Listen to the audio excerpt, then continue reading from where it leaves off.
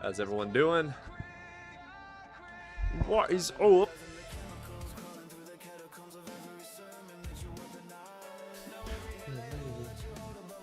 I know Blitz is live. Figure no one else is live. I meant to go live earlier today, but kind of didn't do that. Feel a little bit bad. Figure better late than never.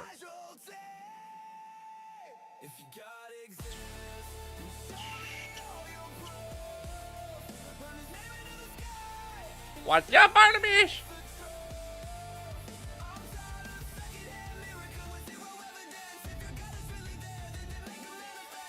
What's up, Six?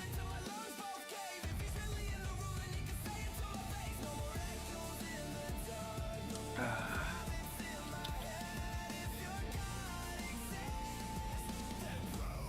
little bit of tea.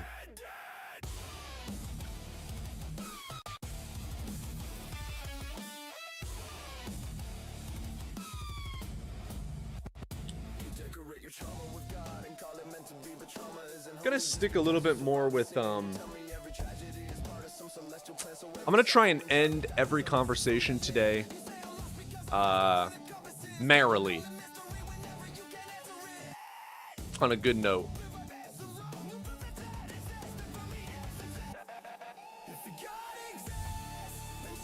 Hopefully have some more good faith arguments if I try to be a little nicer today.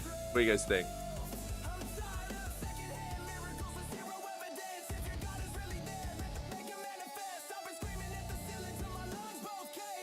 A good challenge. Yeah, exactly.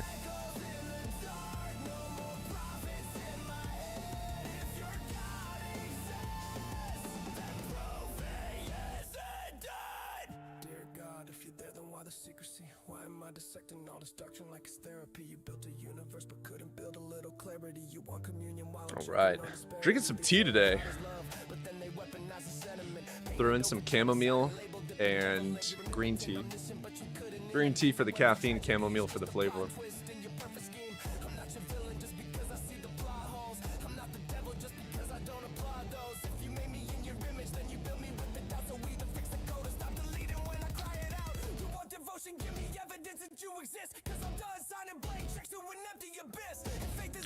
It's not a huge cup. It's a decent sized cup.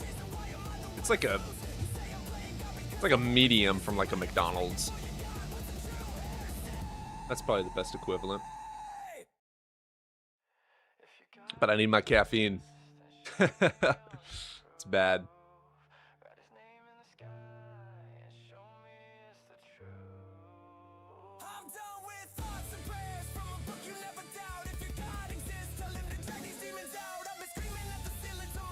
Yeah, tea. A little bit different. Yeah, America's sizes are crazy. This is probably like an ultra gigantic, absolute grande, bigger than grande, Titanic fucking cup in any other country. I'll probably have like 3 or 4 cups of this of caffeine today.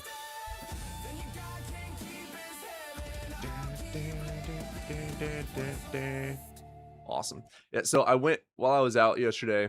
We do have a guest and all. Oh, guest left. While I was out yesterday, so I've been wearing my Mjolnir necklace, right? And then, you know, nails and eyes, right? So I'm buying an energy drink yesterday, and the cashier was like, "Oh, I like that necklace. What is that? What's it signify?" I'm like, "Oh, it's Mjolnir." She's like, "Oh, what's it mean?" I'm like, "Oh, it's just me worshiping the old gods." And she looks at me, and I just look like that. And she's like, she went,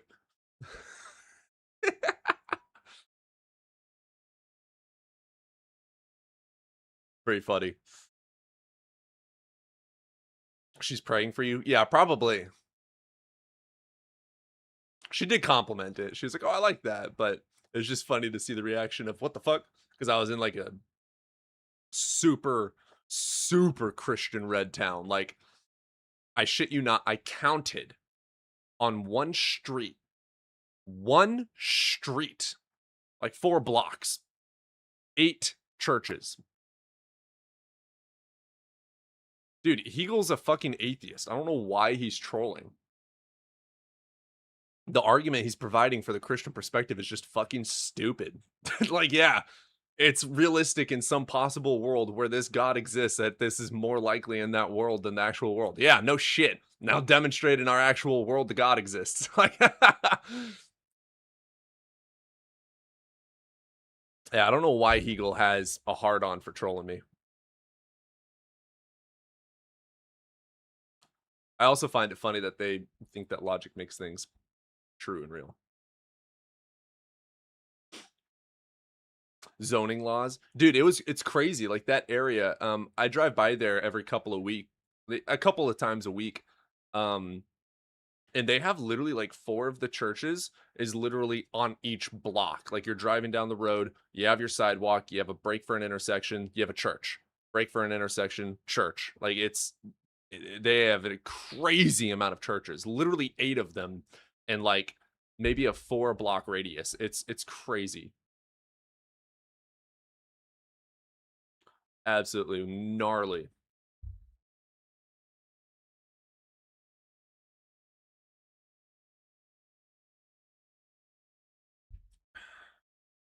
Yeah, we've already checked out the supposed miracles. Absolutely 100% of them are not justified to believe that a god had anything to do with them. There's no such thing as a miracle. Miracles entail that the cause is a divine intervention, and there's absolutely 0 anomalies in all of human history demonstrated to be caused by some sort of being, entity, deity.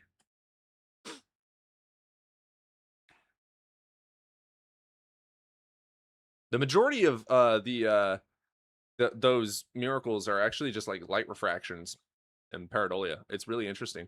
I know that the bread one with the blood or whatever was like they had blood and they had a fucking piece of bread.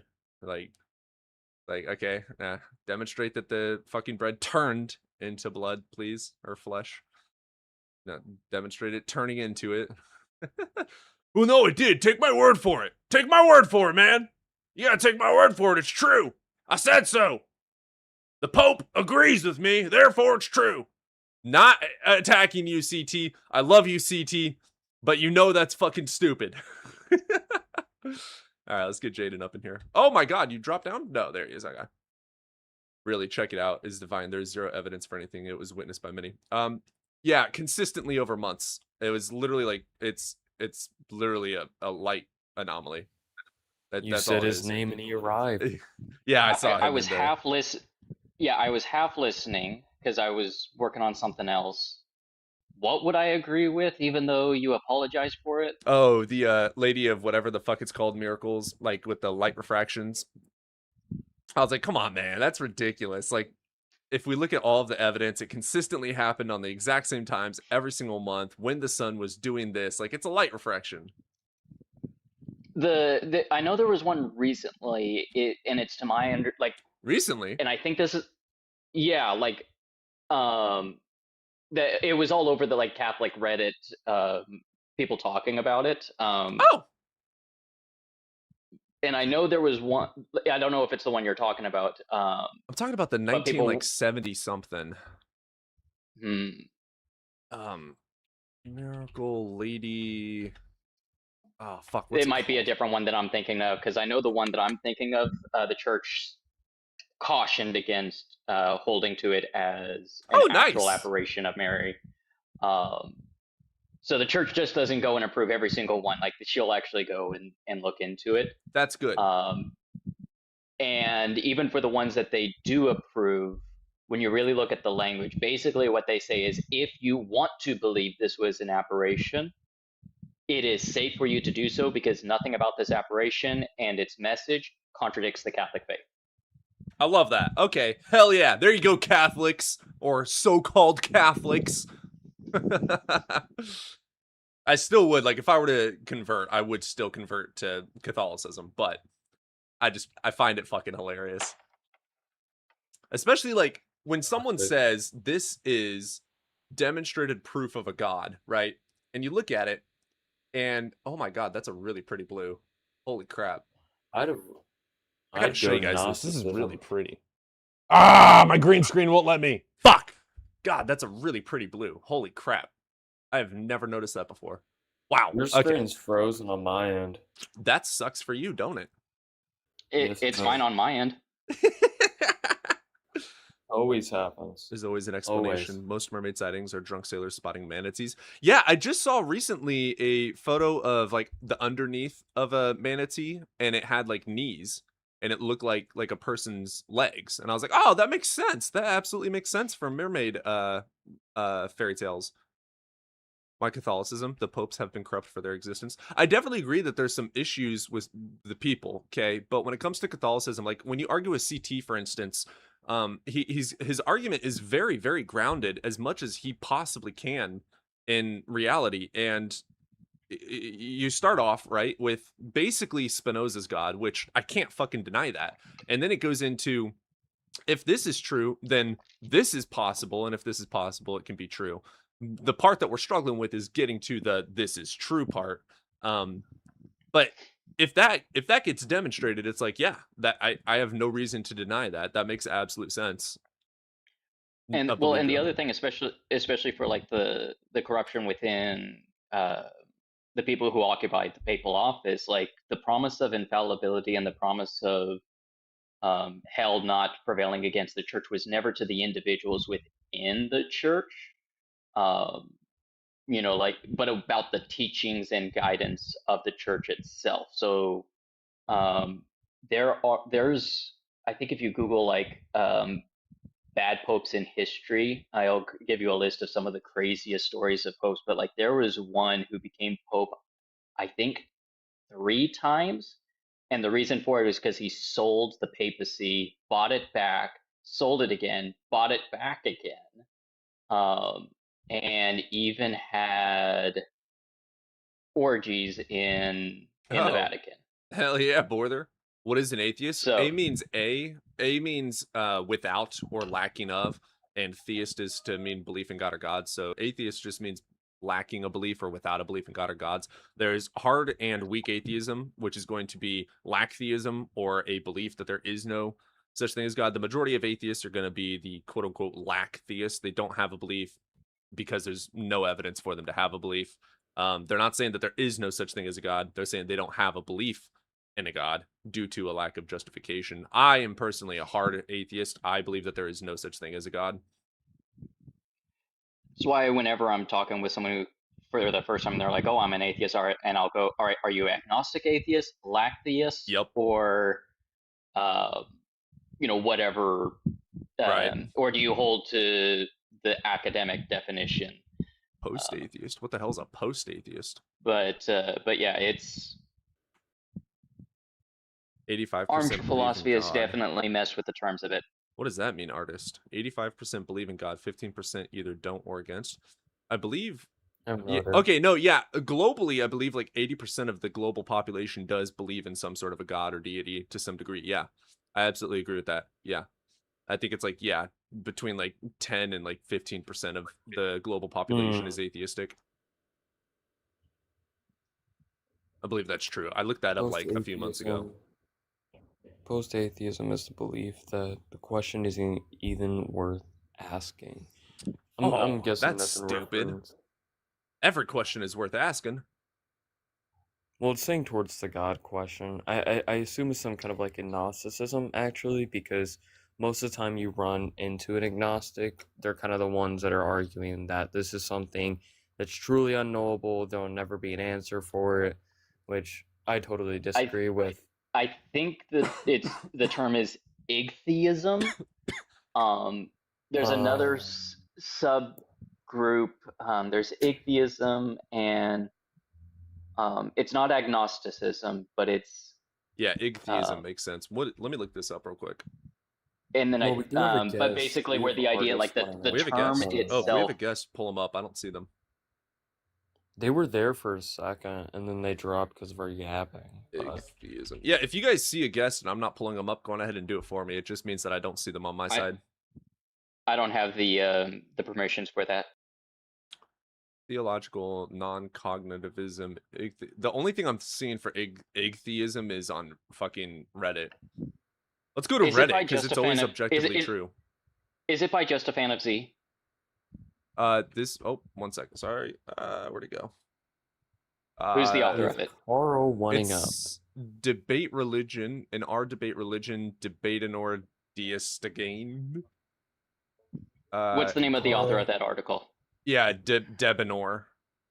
Oh, okay. Yeah, Because that's- I did write. I was gonna say I did write a post on it, and it's like one. I did search at one point where it's like one of the Holy shit! third This is a results on fucking it, just because essay. it's since it's such a I'm not reading all it's that. not a topic talked about a bunch. I'm seeing a lot of agnosticism. What is up, Carl? You're an atheist, but do you believe in like magic or No, I don't believe in natural magic. stuff? No. Okay. Yeah, I'm a naturalist. Naturalist. What does that mean? I believe Are in you a natural physicalist things. or I mean, some people call me a physicalist, but I'm not a hard physicalist. No, what do you define as natural? I think it's quite dumb to subscribe to only one school of thought. So Yeah. sometimes I'm a physicalist, sometimes I'm an idea sometimes I grant. Wow, I can't think of literally another thing. I grant all different schools of thought and epistemologies dependent on what we're talking about. So you was just flexible like that, or what? Well, yeah, it's kind of dumb to only accept physical things as evidence because I can't physically prove Yes. so many things like thoughts. So it's kind of dumb to do that. True. But when it comes to God, do you believe in the physical? do I believe in the physical? Duh. Why would I not believe in the physical? If you like believe in the idealist thoughts, No, I don't grant like, idealism. I they stopped don't myself before believe I in said the it. physical. They only believe in mind. I don't believe there's a difference between the mind and the brain. Oh. Do you Why think, would I? Oh, we lost you. You're super quiet and super far away from the mic right now. Maybe it's covered up. There you are. Yeah, like saying the mind comes from the brain is a metaphysical statement. No, it's not. Asking the question is, we can physically, empirically test what causes consciousness. And we know that consciousness is an emergent property of the brain because when we interact with the brain in certain ways, consciousness is affected. So, no, metaphysics are abstract ideas. Consciousness is an experience. You can't find an experience in a brain. Yeah, you can. MRI You machines. can't find Thank you. an So, experience. metaphysics You are going to be abstract experience the concepts brain that may or from may the not mind. adhere You to can't- reality. So something like, can a unicorn exist is metaphysical. What is the purpose of life is metaphysical. Could a god exist is metaphysical. If a god existed, would it have these attributes is metaphysical. If there was a purpose to life, what would that purpose be?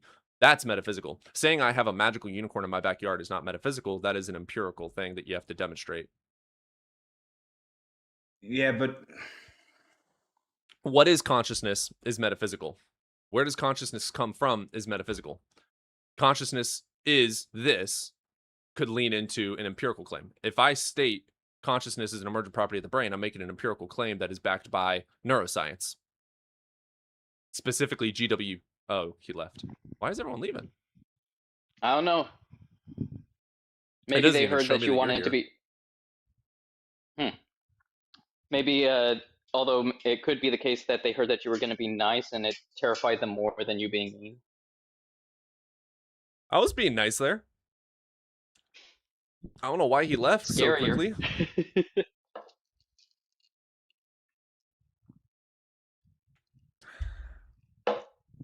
What's up, SX? I want to avoid a little bit of.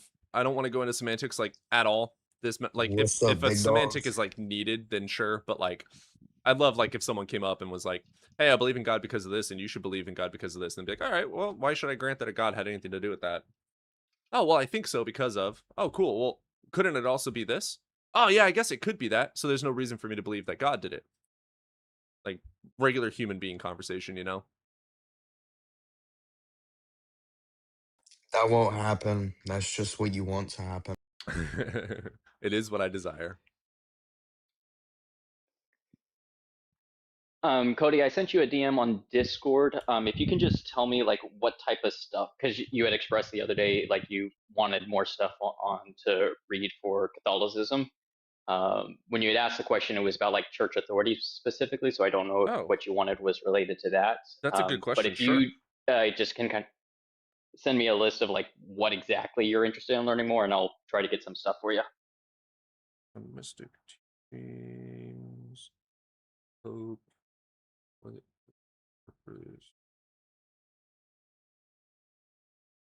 There you go. I think that'll keep me busy. What I immediately do with the Philbros is just start mocking them. Oh, I immediately just shut down all their fucking rhetoric. And if they're incapable of having a human being conversation, I just drop them after bullying them.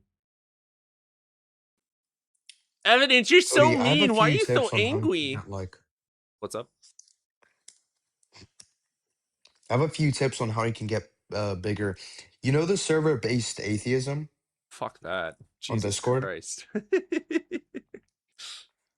No, so I was gonna say you can just pin like a link to your YouTube stream or your TikTok live, and then a bunch of like pretty smart people will join in. Most people on based atheism aren't trolls. Like it's a pretty heavily moderated. Well, I've So I'd learned say that it's a pretty good space. when I consistently stream every day at a specific time consistently, I end up with like 100 viewers a stream, but I just had like a fucking week-long hiatus, Yeah. so got to rebuild the algorithm. What is up, Brands? Brands, hello. Hey. Hey, man, you over the age of 18? Yes, sir. All right. Which religion do you follow? Yes, sir. Atheist. What? I'm Muslim. Okay. Why should I believe in your God? I'm a Muslim. I can't tell if there's a delay or not. But I want to ask you a more. Tell me when you hear this. Yeah, but let me find out one question from you first. All right, tell me when you hear this. Yo, you hear me? Okay, wait, Brands. I'm gonna count to 3, and when you hear 3, you're gonna say yes. Is that fine?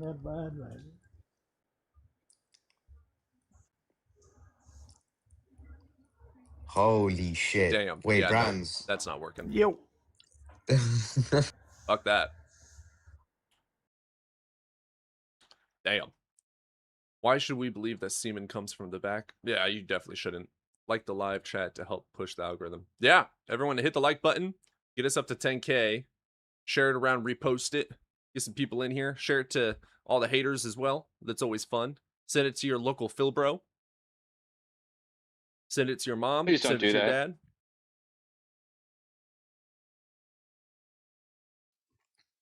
My dad's pretty fucking stupid when it comes to like theology, so I don't think I'll do that.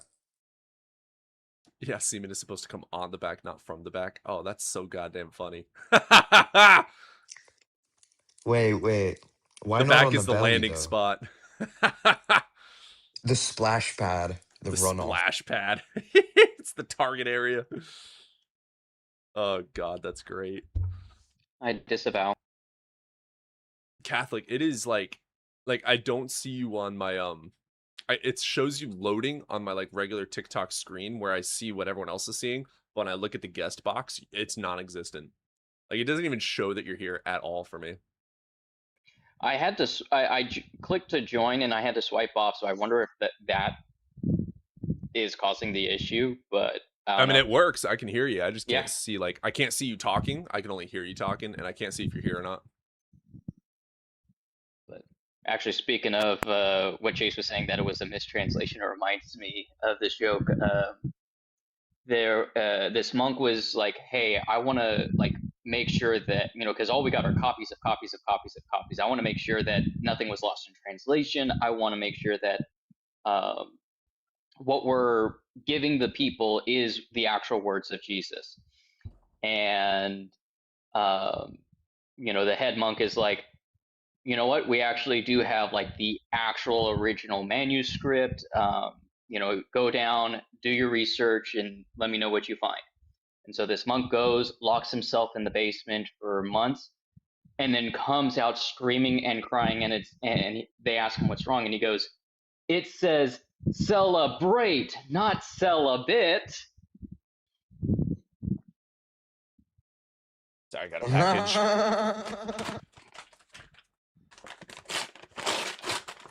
That was pretty funny.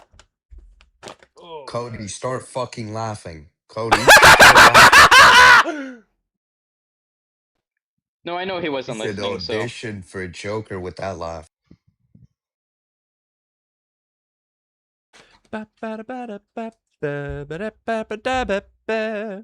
Tequila. Hell yeah. Hell yeah. If you're over the age of 18 and you're into very, very, very attractive femboys and you believe in a god, join. What you trying to say here? I'm just putting it on us. Both of us are Twinkie fanboys. Are you Twinkie? Some would say. Some would say. Can we test it out? Yo. Would you say you're confused? I'm pretty fit. I go to the gym a lot. I'm very lean, which is why people call me Twinkie. I'm about, I think, 12% body fat or 11%. Hey, Something yo, like I'm that. about the same. I think last time I checked, I was like 13%. No. Pretty fucking awesome. Hells yeah, bro. So I have a addiction to watches and refurbishing them. Just got my press. Super happy about that. I've got like 4 watches I gotta fix up. Everyone needs a cool niche hobby that like other people don't even realize is a hobby until it's mentioned, and it's like, oh yeah, no, that's cool. Yeah, I'm it's pretty addicted to fun. just buying a shit ton of Casios and G-Shocks. They're cheap as fuck. Well, I you can get so refurbish many of them and then recirculate them into the markets. Super nice to find like a old Casio, Seiko, etc. Fix it up, clean it Seikos up. are goated. I'm not a fan of Seiko actually. I prefer the fossils. Like right now I've got I think I've got 3 fossils and I've got a what's the 4th? Fossil is a decent brand of watches. Their mechanisms are just a little bit choppy. Because I mean, it's at just a least the fashion fairly watch. It's newer not ones actually are like a just nice Chinese. one. Yeah. Collect pocket watches. I just find them classier than a wristwatch. I have an absolute fascination with pocket watches, but I have no reason. Like I always have a watch on. I have no actual reason to wear one. If I didn't like wristwatches, I would wear one. I used to have a few. There was a guy I studied with in seminary. He always wore like a 3-piece suit with impeccable bow ties and a pocket watch. Hell yeah. Bow tie, fuck no, but hell yeah to the pocket watch. Well, it was either it was always an impeccable bow tie or like an actual tie that was done perfectly. Like hell yeah. Wasn't crooked or anything like that. Just if you guys are, I see a lot of people interested. I refurbish them. So if you guys are interested in watches, I could list them on the merch store. You'll start a TikTok shop. Oh my god, that's so genius. I have one. Oh my god, your coil is burnt. I could smell that. It's not burnt at all. It's actually a 55. And it's banana. If you smelled it, you'd be happy. Oh yeah. Yo, Kylo KG is here. Oh my god. Wonderful. Let's get up here, Kylo. Absolute genius. What a high tier. What an absolute legend. He has never lost a debate ever in his entire life. He knows exactly what he's talking about. Ever. Smartest debater in the world. What about when he said that what Cap said was idiotic without realizing it came from Cap? No, he's just an absolute genius. He's never lost an argument ever. He's never said something wrong before in his life. But he still owes 1K to K-Miz, bro. He put it on his mother. He put it on his mother that he was gonna pay that. They're not actually Christian, though, are they? Why atheism over Oh, no, no, agnosticism? no. To be okay, so there's two different definitions of agnostic. You have like the agnosticism of like a just general, I don't know, but there's got to be something. But then you also have agnosticism, which just means to not know. So the majority of atheists are agnostic atheists. I am a Gnostic atheist, which means I do believe that there is no such thing as a God. Why atheism over agnosticism? Why do I choose not believing in a God versus wondering there probably is a God? Like, well, there's no evidence to justify it, so there's no justification for the belief. It's just simple. I would hold like, oh, we have a new guest. Let's Oh, do that Chase is a first. friendly. He's you want to introduce yourself, brother? Yeah, I met both of them last time. I'm the physicist that Oh, yeah. a lot of people were. I'm just here to Um, I'm just here to do fake science. Fake science. Fake. yeah. It's fake news. Yeah. Nobody does it better than me. Actually, real quick, because that just jogged Islamic my Republic memory. of Japan. Russell reactivated his account, Oh yeah, he and did.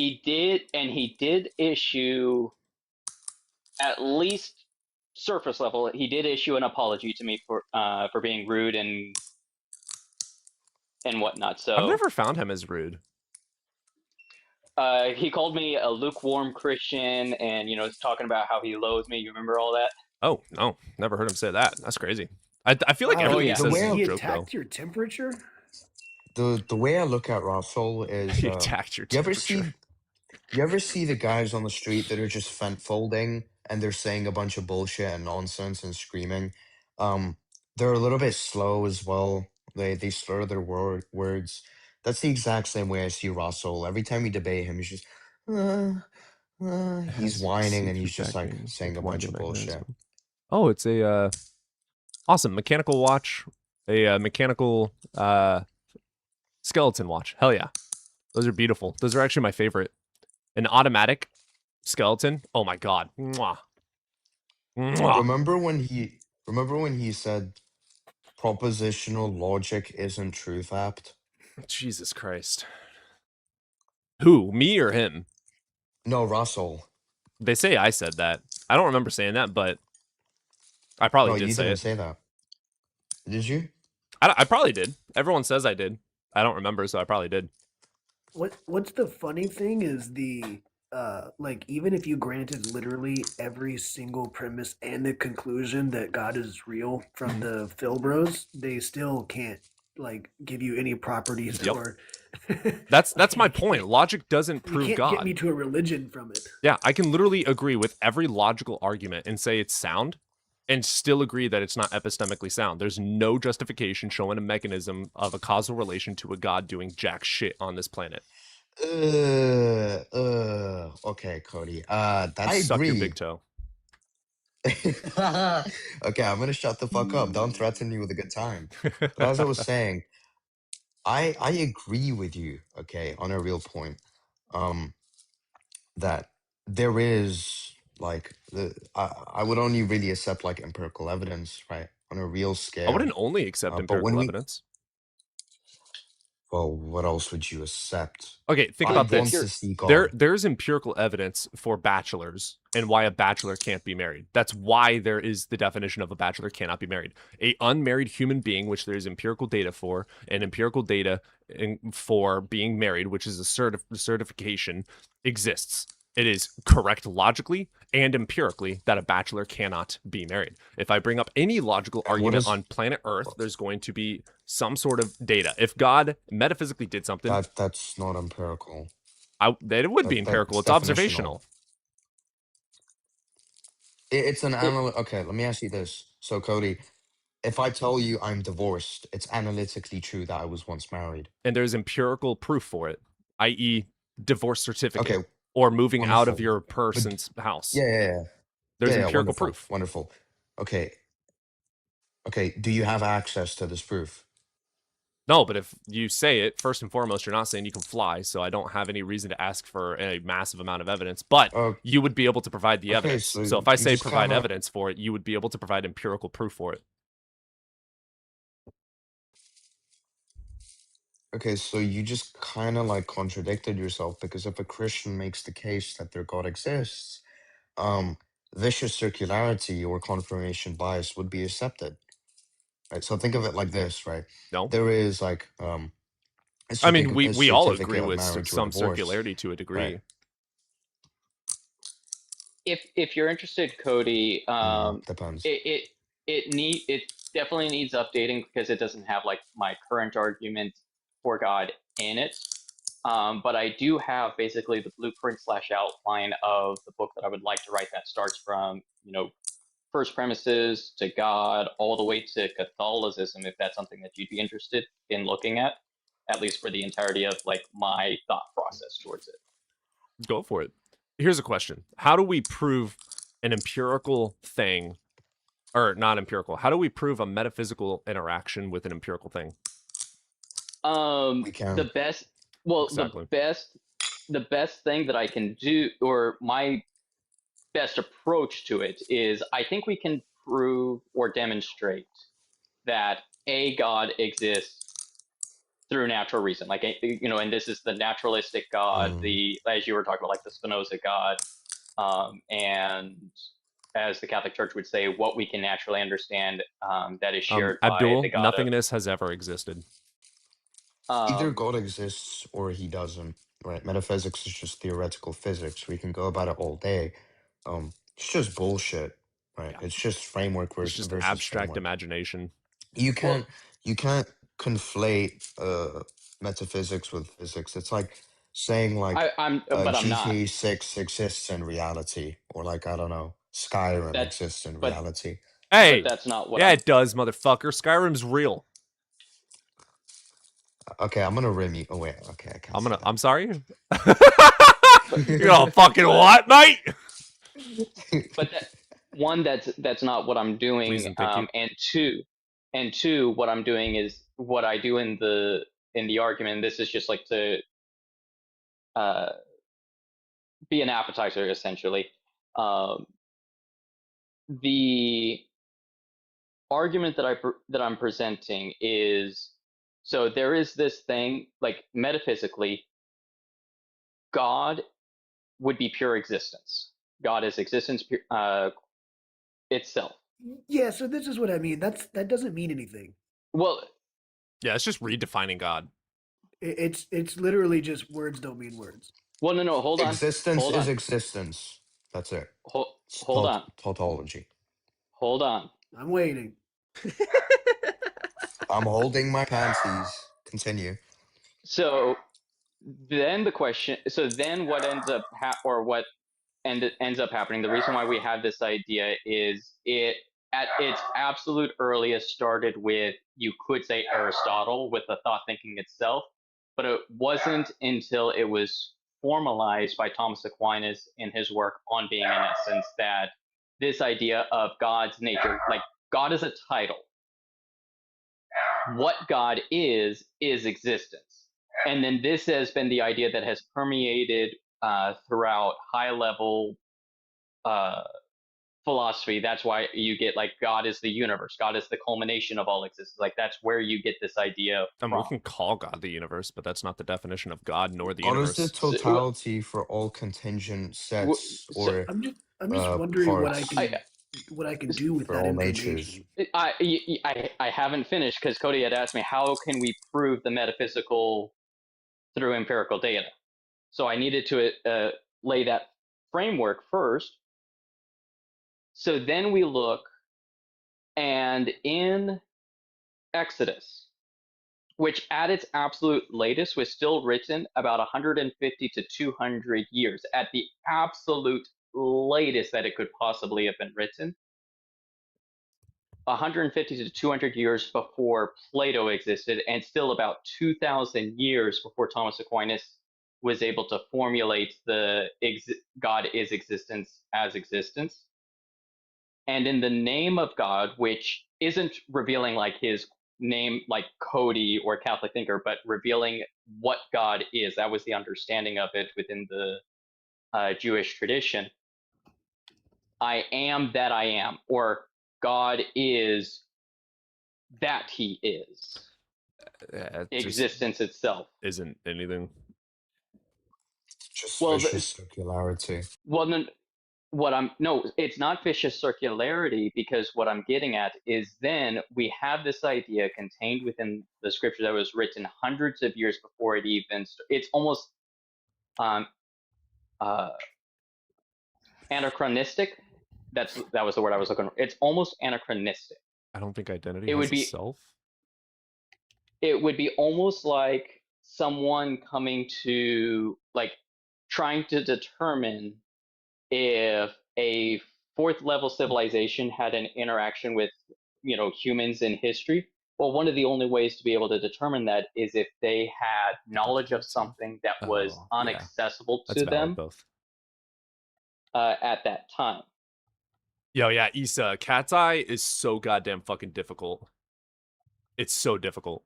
So here's my issue with that Catholic thinker. There are many things in the Bible that show that they did not have any evidence or anything that they could have known about the world that transcends time. And here's what I mean by that. Right now, we all know slavery is wrong, and Christians agree that slavery is wrong. Back then, they didn't think it was wrong, and it wasn't wrong. Now, we think it's fine if you're not a virgin on your wedding night, and Christians, a lot of them agree with that. I know some don't. I'd be one of those that don't. Yeah, no, I know you're Catholic. So you guys, the only time you guys like getting laid is if they're like under 14. So you have these issues where the knowledge and the morals are updated as we know more. People have not prayed and come up with a new math equation. They have not prayed and discovered a cure for a disease. So that might work for a Protestant. That's not how Catholicism views. No, that's just reality. Well, no. Catholicism does not claim that you can only know morals if God tells them to you. That's not what I was saying. I was saying if they had some outside of this plain thing, if you had some God who was all-knowing, the people praying to him, and they were talking to him regularly in the Old Testament, like just having conversations, would know things that they shouldn't. But everything that they knew was of the time. So, like, for example, if you have mildew in your house, you don't usually crack a quail's head open and sprinkle its blood on there 7 times. Look, don't tell me what I do or don't do. I just use bleach. Just to budge in real quick. We have 2 new guests. I think we could come back to this at any time. We do. Euro, what's up? And we should get I don't even know how to pronounce that fucking logic word. No, okay. So I literally like there. Have you ever heard of the guy called Evangelist Rob Webb? No. You haven't? No. Well, you need to go Rob humble Webb. him because that guy's like stupid because he said prove to me God does not exist, and I went to go prove my point. Easy. This guy he was literally his name's Evangelist Rob Webb. Like I've debated him many of times on alt accounts because I'm basically banned from his thing. But fucking Phil, bro. It's pointless. I know it's literally impossible. When I say this guy is your average stupid Christian, this guy's your average, not even average. This guy's worse than that. Look, I imposed a contradiction, and he conceded. He said, "Well, yeah, duh, God existed before time," and then I said, "That's a fucking contradiction." He crashed out and blocked me, and I just there was no point of debating. We had Darth Dawkins up here yesterday. Yeah, for 2 seconds. Yeah, he called us wimps. It was really mean. Yeah, but it was crazy because this guy asked me to pray, and he didn't even let me get my point across. He kept saying, "Did I ever go to the war?" And I was like, "Yes." And then he asked me to pray with him. I'm like, "Let me get my point across, and then let me explain my point." And he called me stupid. He said, "Prove to me God does not exist." I was going to prove it to him, and then he called me one of the the dumbest atheists of all time. Yo, so big dog, real quick. Cody, do you know this guy? Is he one of the friendlies, or is Euro? he just a new guy? Yeah. Euro's a friendly. Okay. Frida, I don't know. I was wondering. Was the one that converted me into atheism. Frida, what's up, man? Hello. Wait. You're over the age of 18. Wait, can you hear me? Yeah, you over the age of 18?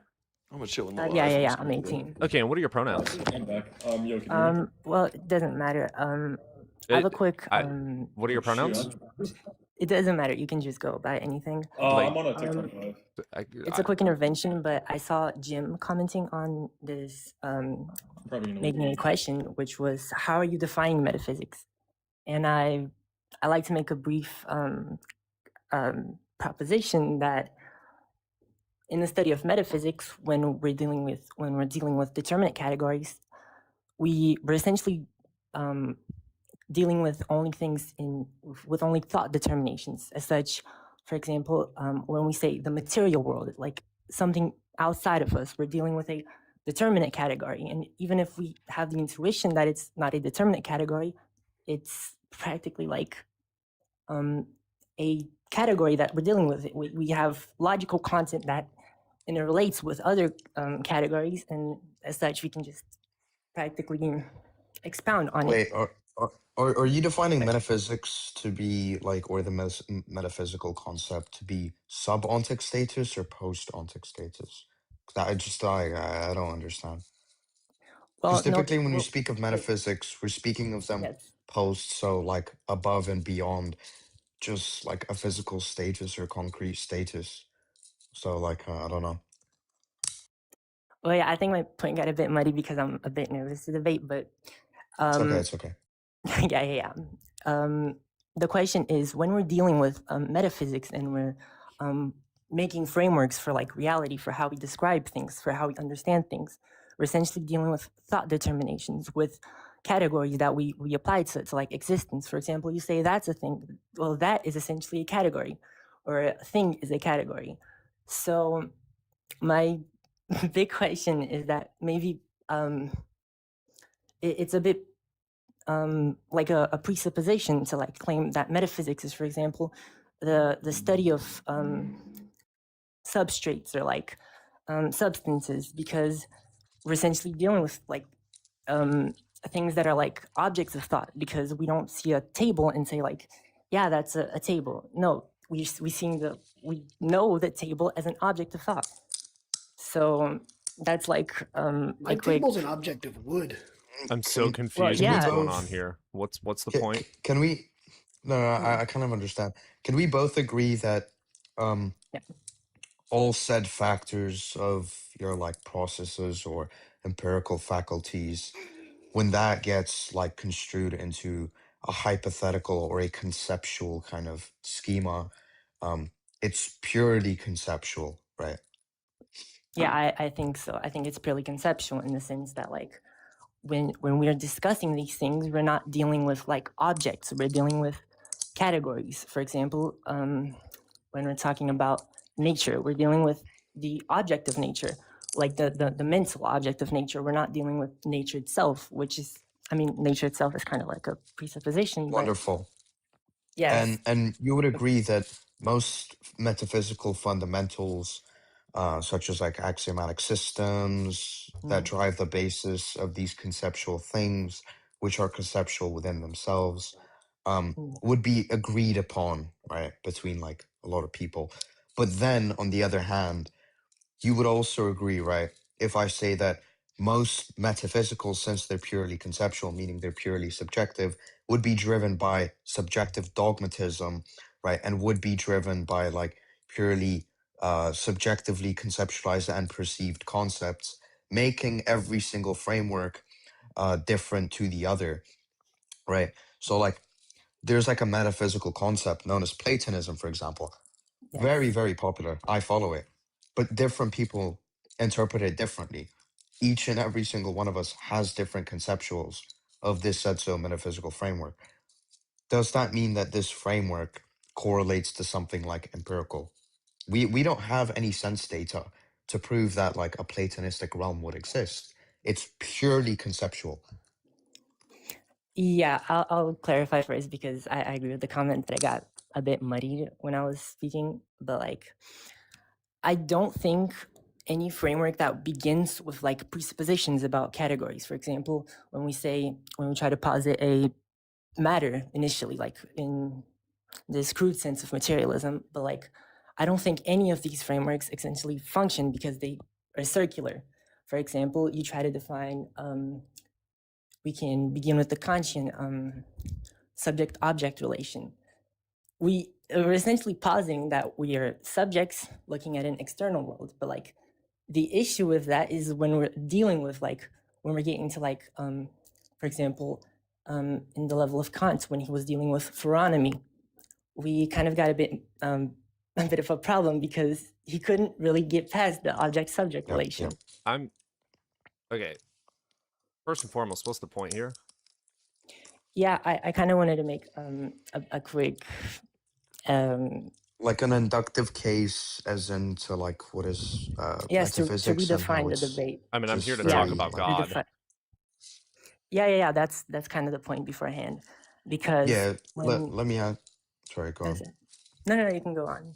Yeah. So let me ask you this, right? If you're saying it's purely like presuppositional in certain conceptual context or concrete materialistic context, what would drive you, or what could potentially even justify, hypothetically, God being like maximally great in his essentia, like his essential properties or essential attributes, such as all loving, all good, all powerful, omnipresent, etc. What could justify these purely hypothetical conceptual schemas, right? Yeah, I think it'll be a bit easier if I qualify that. I'm following Hegel's system here, so I don't think there's a maximally great being in the sense that like a Thomist would, but my conception of God is that it's a pre-natural thing. It's a pre-natural, self-determining idea that instantiates and eventually becomes reality, and so it freely disperses itself onto reality, creating like creating all natural beings, for example. So the How thing. can What? Um, How can something exist outside of reality? What? No, not no, exist outside of that's reality. actually not, that's not the question you guys should be asking. You should be asking, how can a reality exist that's not a reality? So you're saying this post-posterior reality that didn't exist then started creating and existing in a reality. It's So like saying nothingness something, it's like something saying, from nothing. yeah, it's like, no. That's not even an issue, right? The issue is you're saying non-existence existed and then became existence. Oh, it's so silly. Well, when we're It's talking absurd. about, yeah, when we're talking about thoughts, the thing is that when we try to posit a natural object, for example, we can say that the natural world exists, or that there's a natural world. I don't think that's sufficient. I think that an adequate like point of beginning for like any philosophy is to like get rid of these circularities, these circular definitions, and begin from like the minimal standpoint of the minimal standpoint of thought. Are you an which idealist? Yes. Oh my God, ew. Oh, come on. Fucking hell. Jesus Christ. All right, this is all USX. I don't even have the fucking patience for that level of stupidity. That makes Darth Dawkins look like a goddamn genius. Look, not all forms of idealism are bad, though, right? Well, I'm not a Berkeleyan. I'm a Hegelian specifically. The thing is, for example, when we try to articulate any thoughts. Yes. Oh, if you when we lost try to FXV, articulate, that's not good. You're He lost was in the last one. sauce. That's all this is. You're just lost in the sauce. You can't differentiate reality from non-reality. No. Yeah, we can, but that's like. You can. I'm trying to like. How do you prove a non-reality being in reality? Well, it's not a non-reality being in reality. You just said it It's exists like outside of reality. Demonstrate that that's even possible in the first place. The fuck? Analytically, logically. Yeah, you can analytically talk about that. You can talk about that with your words, correct? You can logically find out if that's some idea, but that doesn't make it fucking exist. That doesn't make it true. That's an idea. It's a metaphysical, abstract nothing that doesn't mean anything. It's just a thought concept that isn't real. That's nothing. You're just lost in the sauce. Idealism is fucking stupid. Just very quickly, just very quickly to clarify. Okay, ignore Cody, ignore everything he said, right? Just focus on me, right? You don't hold to any version of a solipsistic view, do you? No, right? Do you believe Say that what? It's lagging. like a Are you a solipsistic solipsist? are you a solipsist in any way? Like, do you believe A truth can solipsist? No. exist? The thing is, no. Well, I don't think it can Wait, exist because wait, truth can't wait, I'll exist? try to rearticulate myself. Is it true that truth can't Truth? exist? No. I think truth can exist. Oh, okay. What is truth exactly? I want to break I this. think truth is a process. Let me.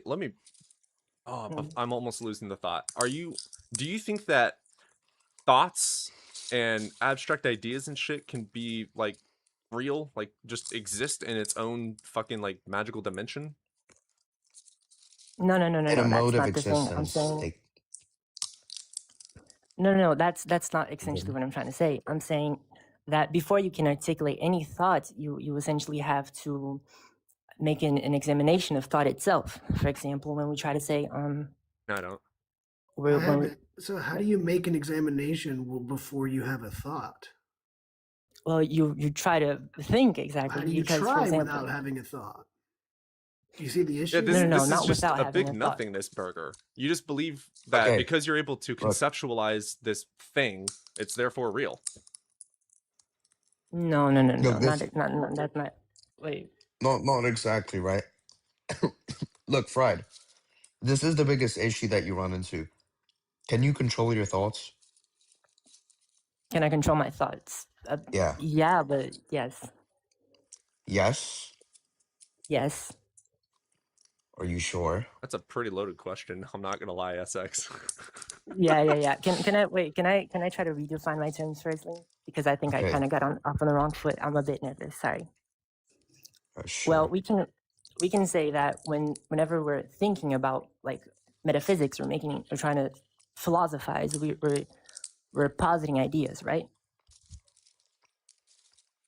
Like we're positing like Sure. X, The Y, reason etc. I asked you to make sure that you're answering correctly is if you're claiming that you can control your thoughts, you're claiming that your ideas that you control essentially come into existence. So you're claiming if somebody thinks of like CP, that CP exists. No. That's not the thing. When I'm trying to say like when we begin with thoughts, when we begin thinking, try to think, we make propositions, and those propositions contain logical distinctions that we haven't explained yet. So when we try to explain what existence is, you try to define it by we try to define it through existing beings. So like for example with matter, you want to prove what matter is, you want to explain what matter is. So you go like, well, that's a natural being, so that's matter. Well, that's a natural being, so that's matter. Essentially, you can't explain what matter is because you kind of just insert circularity. So Matter is just a thing which is constructed. Fuck, I'm losing my voice again. It's just a thing which is constructed by a property known as energy, which is just the ability to do work. But I just have a question for you very quickly. Yes, but you can't explain energy. You can't explain what those categories are without. Yeah, we do. We can. Okay. Science account for this. Well, what's the principle for like Let Chase take scientific this one. thought? Yeah, so energy is just a property of a system. So, for example, if I have a car, it's going 60 miles per hour, the kinetic energy is equal to 1/2 times the mass times the velocity squared. You can't like open the hood and find the mass times the velocity squared. It's not a substance, it's a property No, I agree. of the state of the system. But that's the explanation of what energy is. Whenever systems have certain states, we define those as energy. And we use it to take an accounting for the things that are allowed to happen. Your view kind of fails since it wouldn't universally apply to like even most subjects. Like if I don't know English, right, or I don't know any language for that matter, I'm unable to conceptualize or process said propositions. I'm only capable of producing concepts and some kind of visualizations, but not propositions themselves. Right? I'm not controlling these propositions. They don't Well, have substance. I don't have substance. My being wouldn't have substance. I mean, yes, I kind of like, I want to run back to the point because I think I got a bit misunderstood. But like, for That's example, fine. when we speak of properties themselves, we can't really assume what a property is because we have to explain what a property is. So we have to have this determinate thought of like what's quality, what's quantity in our minds.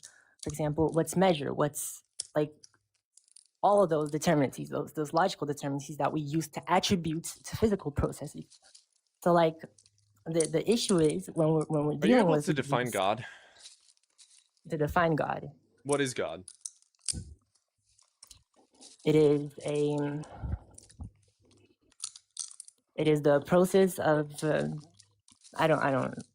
Yeah, Sorry, I Okay, kind you of got don't know. jumped. under So your how the view, fuck it's are you trying to argue impossible for a to God? know anything. Because as soon as you know something, even if you observe it, you just go, well, I don't think that's real because there's an internal logic of whatever silly thing here.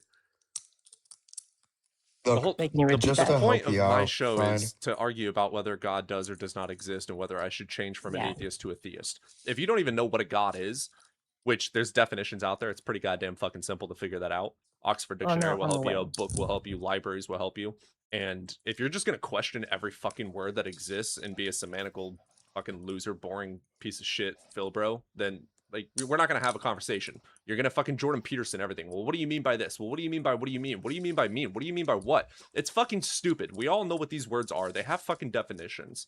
It's stupid. God is the all-powerful, triomnipotent creator of the universe. There you go. Do you believe that exists? I'm sorry. Yes or no? I'm sorry. Wait, I'll begin just saying that I'm very nervous because it's my first debate, so I don't think I got Nervousness across. is okay. Yes, Okay. I'm Is sorry, I'm God sorry. the all-powerful creator of the universe? Yes or no? I don't think we have any. That's the definition of God. arbitrary. Capital G, lowercase OD is all-powerful creator, triomni creator of the universe. You have also lowercase gods, which are going to be deities like Zeus, Odin, No, etc. I'm aware of that. You can Look, call let me energy God. help. What are you Look, calling God? Those frameworks of what God is eventually those So what do definitions you of what call? God is. What is your God? I'm sorry, I'm terrible for debates. I'm sorry. It's because No, you don't know what I- you're talking about, and you don't even know words. Look, Can we debate very on- quickly. Let me help both of you. Okay, Fried, I don't think you've developed a complete view. I think you know your stuff, but you're just unsure of what your God is. You don't know what it is. You either figure that out or you drop it and you start conceptualizing and looking at other things. Because currently the view that you hold is kind of purely blank, right? Like I'll give you the It's a benefit of nothing, the bro. doubt. I think like we won't count a concession. We won't count anything. I think we'll call this a draw. I think you I don't just believe hop off there's the any panel. winners or losers in debate at all. Okay, I'll hop off. But Yeah, like, agreed. what I'm trying to say is I haven't been able to get my point across. No, you're very which is fucking that- smart, first and foremost. I understand that you're No, having no, a no, hard no, time no. getting your point across because I keep cutting you off sorry. because SX keeps cutting you off, but we're cutting you off because you're not getting to a point. You're just talking a Well, yeah. lot of abstracts about a lot of semantics and not going anywhere. I feel like you could talk about this for 4 hours and not get one fucking point across. That's why we're cutting you Look, off. if you can define God, we can continue from there. Because it just seems like you can't define God. Well, I can define God, but it will kind of just be derived from my framework, which Sure, do that. God is this ontologically prior thing to nature that eventually Oh my God. becomes and generates nature itself. What is prior to nature? The fuck does that mean? Well, that's the thing I'm trying to establish. The universe is eternal, bro. prior to nature. There's nothing prior to existence. There is no such thing as Well- something coming from nothing. That's stupid. What do you mean? God is No, no, no, Okay, nothingness? God, wait. Just very quickly. Fried. Just What? a few simple questions. Ontology is a nature. Ontology is ontology, the logic of being, essentially. Yes. Okay, wonderful. That's a Okay. contradiction to say that it exists prior nature, because the ontology of a being I'm not saying itself. it exists. What? I'm sorry. Can you? Well, prior means before. I'm trying to say. So what the fuck existed yes, before I'm saying- nature? It exists before a nature. Ontology is a nature. It is a thought established before we can determine what nature itself is, because when we try to Nature posit is what all nature that is, we essentially exists. no, not necessarily, because you can What is have your definition then? What are you calling nature? Because nature by definition is all things in existence, all things naturally made without human interaction. nature is a realm of sheer externality. So where The natural fuck does things that exist, mean? we're like, I'm sorry, wait. When we're dealing with thought Everything determinacy, external to us. no, not what I'm saying about ontology is that when we try to determine an object, there are relations prior to determining what said object is. For example, the example I previously explained, which is like when we're dealing with properties, we have Are you to trolling? have an account. No, I'm trying to explain myself. No, they're not. Wait, let Brayden up. He's pretty good at this. Okay, maybe Brayden can make things make a little more sense. Thank you. What's up, brother? You're good. What's up? What are we? What's the discussion? So, You Fried, I know, want to steel man your position. Sorry. you know Hegelian metaphysics. I'm trying to like articulate myself. Well, but I don't think I'm that's getting it done. already an arduous task with like Hegelian metaphysics. Yeah, I'm sorry. It's already hard. Yeah, I'm trying to establish like the content of what happens in phenomenology of spirit, because what was said prior was when I asked like to explain what matter is, they essentially pointed to like properties, energy.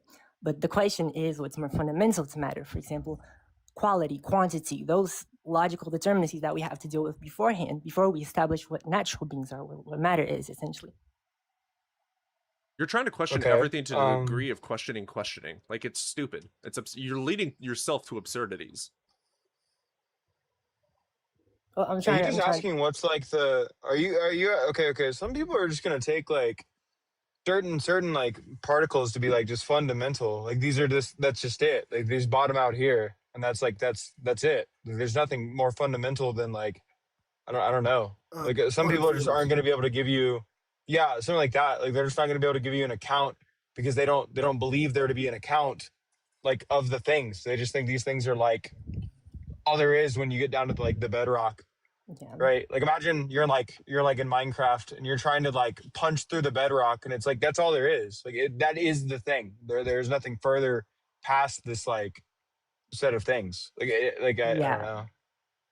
To ask what's more fundamental than like the fundamental part, like principle, then is just kind of a confused question, right? Like that doesn't seem to really be answerable, because in the principle of being fundamental, it just means that it is the bedrock. To ask what's the bedrock to the bedrock is that just seems to be a confused question. It's absurd. Well, no. When we try to establish what the fundamental thing is, we have to establish what a thing is. So when you say, well, this is fundamental, you kind of can't really establish what it is. You want to know what the most fundamental of all fundamentals is? Existence. That's the most fundamental thing. You haven't established what is. What's existence? The act of being, ontological, something existing. You don't know what the definition of existing is? Do I need to go to the dictionary for you? No. I'm asking what the Yeah, if you don't know what existence means, you seriously need to go to a library. I'm not going to define every fucking word for you. That's stupid. Do you need me to define stupid for you? You know what existence means. Don't be fucking semantical. That's not the point. Sorry to interrupt, but existence doesn't actually have a definition, really. It's an empty definition. It's to be. It's to exist. Here, let's go to the Oxford Dictionary. That's sure. Existence definition, because it's fucking simple. Words have definitions. The fact or state of living or having objective reality. There you go. Something being an objective reality is what existence is. That is fundamental because nothingness can't have attributes. Nothingness can't create. Therefore, since we exist, there had to have always been existence. There you go. Yeah, that's fundamental. Non-existence cannot exist, and that would be a nature. Yes, that's the problem, because if I try to go my where the fuck does God come into play, dude? The closest thing you're going to be able to get yourself to is Spinoza's God. No. When we're with the problem, what I'm trying to articulate about existence is when you say being is, for example, like the sheerest thing that being is, you kind of like have a problem because, well, that I have a problem because you want to define every fucking word individually. I don't know what every single definition of every single fucking word in the human language is. I have to look shit up. Yeah, when you ask me what does ask mean, I'm gonna have to look it up, but we know what ask means. Well, that's the problem, because I'm trying to like you're trying to question everything about everything. You are doing a Jordan Peterson bullshit, idealistic, stupid argument that you don't even know what you're talking about. You don't even know what God is. You can't define God. You can't talk about attributes of God. You can't talk about what existence is because you don't know the definition of existence. You have nothing. You have a nothing burger. You don't even know what knowing is. You don't know anything about anything about anything about anything. You don't know if you don't know about anything. Like, it's fucking annoying. It's stupid. You just like fell down the Philbro rabbit hole. No, I agree that we have a definition for existence, but that's not what I'm trying to get across. What I'm trying to get across is that when you try to establish what definition, what existence is, you have to define it through more rudimentary categories. I defined it for you. Yeah, being. Do you need me to define what being is now? When you try to this is what I'm saying. You want me? Yes, I can. It's in the fucking dictionary.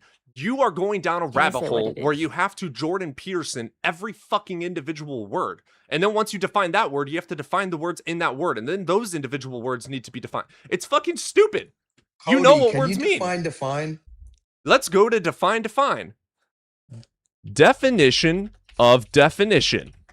All right, the statement of the exact meaning of a word, especially in a dictionary. Do you need the definition of statement? Let's go to the definition of statement. No, definition of dictionary. There you go. Definition of dictionary. And we're just going to do this for every goddamn fucking individual word in existence because of this fucking solipsist. All right, dictionary, Jordan Peterson, a book or electronic resource that lists the words of a language. It's fucking cool, isn't it? What do you mean by resource? That's a good fucking point. Resource definition. Let's fucking do this shit. A stock or supply of money. Have you established the ontological validity of Google searches? Yeah, this is fucking stupid. If you question everything about everything, you're not going to know anything about anything. It's fucking absurd. I think you can. No, you can't. You can't even tell me what God is. You have proven what I'm saying. You don't know anything. The problem is that you have admitted that you can't define being, you can't define existence, you can't define matter, you can't define God. These are all your words. Look, definitions don't even matter. Yeah, you've put yourself in a corner where you literally don't know what anything means. Yeah, you don't know anything about anything. No. I'm trying to say, like, you can expand. Define expand. What do you mean by expand? No. What do you mean by no? What the fuck does no mean? Does it, what's the ontological prior of no? Whoa, Cody. Wait, what's the you ever heard no? What's the difference between being and nothing? What do you mean by difference? The fuck is that? So who made up that thing? Being is to exist in a state of affairs or reality. Jesus Nothing Christ. being zero, right? Ontologically absent. Oh yeah, that's the problem. What I'm trying to say is that the problem is you don't know anything. When we try to define a category, we don't try. We have defined these. There's definitions. We have a human language. Cody, hit your vape. Cody, hit your vape. So here's, I need to know what you mean by category. The reason I asked if you're a solipsist is the Hegelian view either reaches some kind of solipsistic issue or like a modal collapse to where you really don't have anything to rely on, right? It's just like this one major issue or contradiction that you can't like apply to anything, or there is no modality that could like justify such a thing. Here's where I can agree with you. It's just let me agree with you on something. I agree that if we metaphysically break down every fucking semantic, every metaphysical framework on literally everything, we lead into just absolute absurdities, and we have to presuppose one of them to be true to have a framework. I fucking agree with that. But if we back these quote unquote presuppositions by axioms. They are evidence of themselves. They're self-evident. We take them for granted for truth because all observations, all evidence relates with them. They work. They're not contradictory. They don't fucking fail. They're the bedrock. That's why we grant them. Not because they're not true. Not because we don't know what true is. Not because words don't fucking exist. But because they work. Okay, this is turning into a huge semantic debate. That's what your fault. It's your fault. Yeah, no. That's not the point. What I'm trying to explain first thing is that when we try to think, we're certain that we're thinking, right? Oh my god. Yes, I'm muting up. Wait, are you we're ever certain that we're certain of thought? Are you ever certain of certainty? If I have a thought about certainty, can I be certain about said so thing? I think certainty is self-evident to the point that like it emerges throughout reasoning. The thing Oh, is, so I can be certain that a unicorn with a big old fucking dildo up its ass actually exists because I'm Meredith, certain. I explained why an axiom is an axiom and why we grant them. You guys need to pay attention. This semantical horse shit is absurd. It's annoying. It's circular. It's boring. Why is a chair a chair? Cody, can you explain that? Oh my god. This is why, like, I get so much hate. Like, why is he Googling shit mid-debate? It's because we have Google, first and foremost. And second of all, there's a trillion fucking words in the English language. I don't have every word memorized, and I don't want to say shit wrong. I'm learning with you. Cody, stop rambling. Chill, bro. How Fucking can you make me prove chill, that Meredith. Google is Request up and prove God. ontologically trustable and certifiable? Go ahead. Oh, it's so stupid. Well, okay, we're just, yeah, go fix your argument. Go learn what God means. Fucking stupid. Ah. Yo, Cody, do you want to hear my 53 premise argument again or not? I'm going to lick your tongue. Oh. So, yes. Oh, no. Oh, no. Oh, no, please don't. Don't. I live at this address. Don't. Oh my god, I hate semantical arguments so fucking much. If we don't know what words mean, we're not going to be able to talk. The English language has definitions and meanings for the concepts with definitions for a reason. Oh my good god. Wait, what's going to be the argument that you exist and that you can actually interact with my tongue, which therefore makes you need to, like, you have like an ontological necessity to ontologically prove that my ontology does in fact exist? I can give you an empirical demonstration. Be like an epistemical burn. Yeah, I can give you an empirical demonstration. Yeah, what's your address?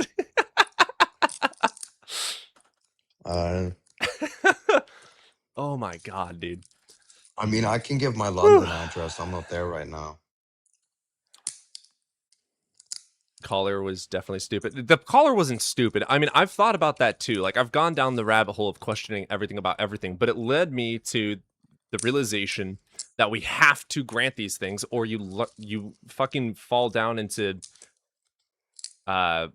you need to go to a loony bin. Like, it just leads to craziness. Like, nothing exists, nothing is true. You can't know anything about anything. Reality is whatever the fuck you think. Like, and you end up giving yourself an impossible task, because if you can't literally figure out the most fundamental thing about whatever it is you think is the most fundamental substrate, whether it's the universe, whether it's nature, whatever, if you can't fully solve it, you can't like take step one to understanding anything. Like, one of the reasons that we like to grant axioms, or even that we start with observations, is because it gives you a concrete thing of which you can build off of.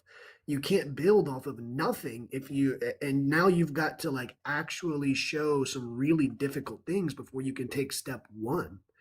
And so, like, one of my favorite, it's a spin-off of what Carl Sagan said, but if I want to make a sandwich, yes, it is true that every secret of the universe has happened before this moment, whether there was an infinite universe, whether there was a big bang, whether a god made it or not, all of these things happened. But I'm going to start with the bread. I'm not going to try to prove anything else. In order for me to move forward and accomplish a goal, I have to have some baseline to build from. I think what Frida's doing, because I do this too, is every time I read a philosophical book, I end up getting lost in the sauce of the jargon, and then you question everything about everything, because I mean, that's like philosophy. Like, how do we know what we know, right? I think that's what's going on. I think Frida is learning about Hegel, which I'm ignorant. I know nothing about Hegel. And I think that they just got kind of lost and wanted to try and debate it to see if it makes sense to themselves. Like, what does that even mean? Sheer indeterminate immediacy? That's just fucking, let me just take words and chuck them at a fucking wall and hope it works. Like, no, break that shit down. That's stupid. Frito, don't listen to the slow tier. I will say I'm proud of you for doing your I'm proud first of you for debate with putting effort in. us. Absolutely. And I'm happy that you popped your debate cherry with us. We were very happy. Thank you. This is not me angry at you, by the way. That none of that was anger at all. He just has like a I'm severe passionate. case of autism. I actually, so fun fact, I actually am gonna go get tested.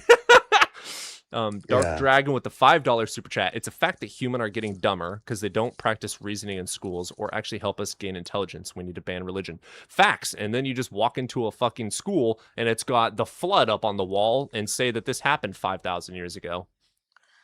No, we shouldn't ban religion. You know what we should do? We should make religion the testing. Oh my god. No, the testing for critical thinking.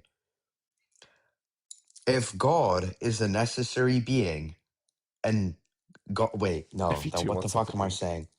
Let me wait. Sorry, get your thought. Get your thought, Frida.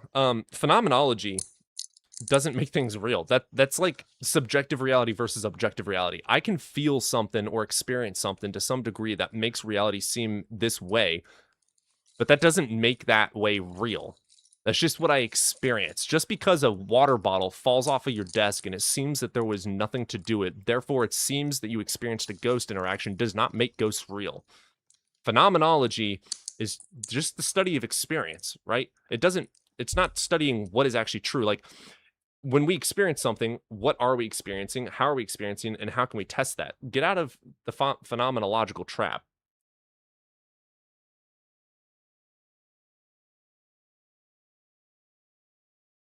That sentence, every sentence you're throwing out there is just a load of putting your hand into the bucket of words and throwing them at the wall. Phenomenology of a Spirit is the name of a book. Okay, it's fucking stupid. Another issue with nature as an object of thought because nature existed long before thinking beings did.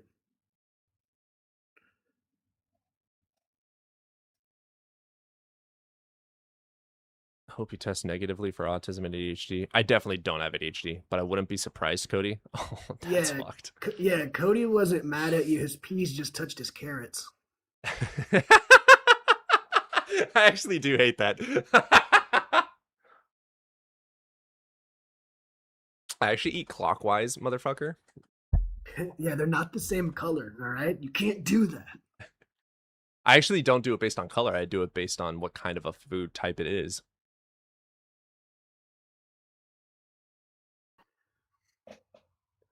It's not a temporal art. No, I'm not reading that sentence. Use human words. Jesus Christ. You can't, because if you did, you have to face the horrible reality that you have nothing. Yeah, okay. It's not a temporal argument about natural being. Let's try and layman that.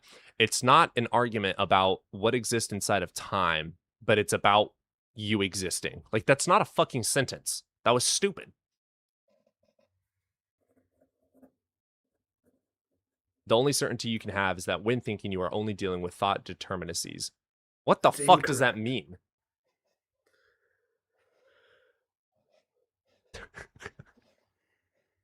That had to have been a troll. That's a troll. They're trolling. There's no way. It's a troll. I do think that it's someone who's getting a little bit lost. I know you say lost in the sauce, but I do think it's someone who's probably learning a lot. Yeah, absolutely. That was a lot of jargon. Internalized and like, so what I mean by that is, for example, in my undergrad, there were concepts in physics that I thought I understood, and they started leading me to having these other ideas that I would build off of them. And then later I would find out that this one thing that I kind of knew, I really had a misunderstanding about. Yeah. And so I had built all of these ideas and things off of something that I kind of understood. I could get some problems right on an exam. I could tell you the words, what they mean in the textbook, but I hadn't really internalized what it means. And then later you realize why those things like needed to be, yeah, I guess, ratified. And so I think that's my best guess as to what's happening is learning a lot of philosophy and learning a lot of things, but maybe not to the level yet where Yeah. you can hash out your ideas. I had the same, like, so like a couple of months ago, definitely more than a couple of months ago, probably like 6 months ago. Jesus, I'm so bad with time. And I first spoke with Alex K. I decided to like deep dive into phenomenology, and I confused myself hella hardcore to the degree where I had to stop streaming for a couple of days so I could really study it, because I didn't even know what I knew at that point. But you gotta really like wait until you know what you're fucking thinking or talking about or reading to talk about it. Like, it's kind of ridiculous to just spurt out what's written down without actually understanding what it means. Do you have chat set to all messages? I don't know. Is that how do I fucking check? What how do I check that? Are you talking about on YouTube? Viewer activity maybe? I'm so confused. Participants, moderation activity, timestamps, reactions. Wait, what? Chat set to all messages. Yeah, on YouTube. I don't see an option for... Are you guys able to walk me through how to, like, check that? What if I... Oh my god, no. Cancel. Let's... Nope, didn't mean to do that either. Let's... How do I open this? There we go. That eyeliner, though? Thank you. Channel level settings, manage. I only know where it is on my phone. Oh yeah, I'm on desktop. I can only stream like this on desktop. Yeah, I'm not seeing an option to adjust something like that.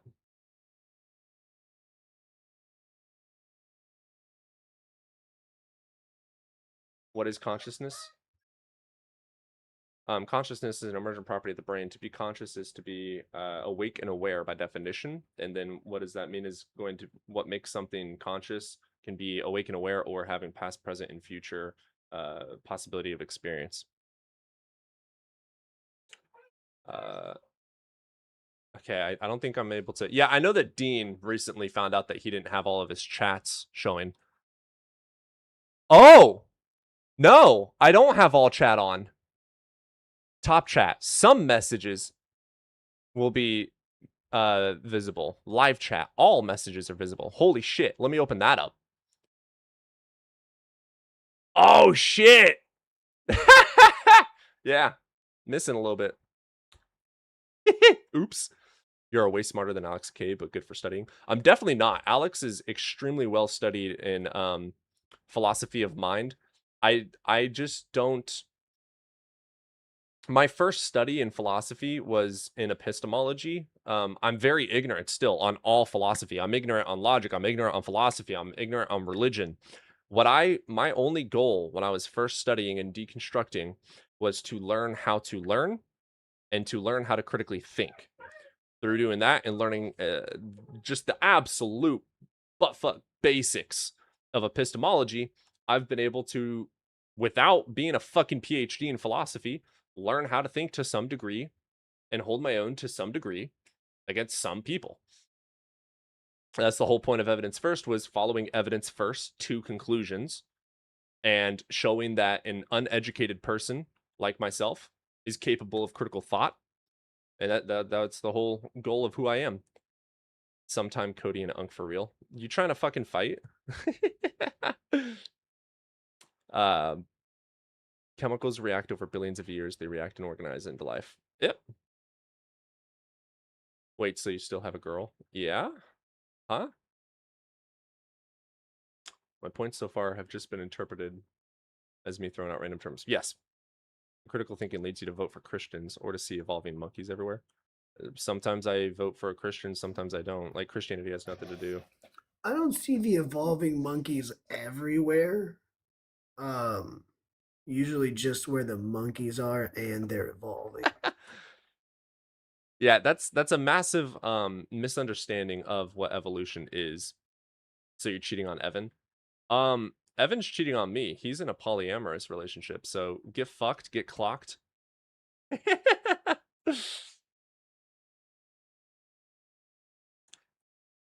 But is Belly lying? I suppose Belly's not lying. Guys, I am 26 next month. What would we consider Unk status? Where's Plantman? Evan's been pretty fucking busy. I do miss him. I do miss having him. I'm gonna have to shoot him a DM and force him with physical pressure to come back onto the streams. Anything above 25 is Unk. Well, you know what? Fuck you. That's my thoughts about that. You're wrong because I said so. You have exceeded Unk status already, Cody. That's crazy. Chase, what does that make you? Oh yeah, I'm basically in my deathbed. There you go. 1 foot in. Yeah, and the other one's on a banana peel. Oh, about to slip. About to fall in. Any day now. Sometimes I think about speeding that up when I talk to people in this app. Oh, Jesus Christ, same. All right, Euro. You dropped down, dude. Oh yeah, I know. I had to go do something. My bad. Shame on you. How dare you have a fucking life outside of the stream? That's crazy. But hey, I wanted to ask you a couple of questions too, but I didn't have the time because they were Yeah. talking about whatever. So what do you think about like demonic possessions? What about it? Like I know, like atheism, you don't believe in the devil too, correct? No, yeah, no. Then how? What do you think? What do you think on like exorcism and stuff? Like like using the church and demons inside of people. If that's so called to be true. Yeah, so like throughout history, modern history at least, we have found that basically all of these quote unquote demonic possessions were just people with like schizophrenia and whatnot. People going crazy.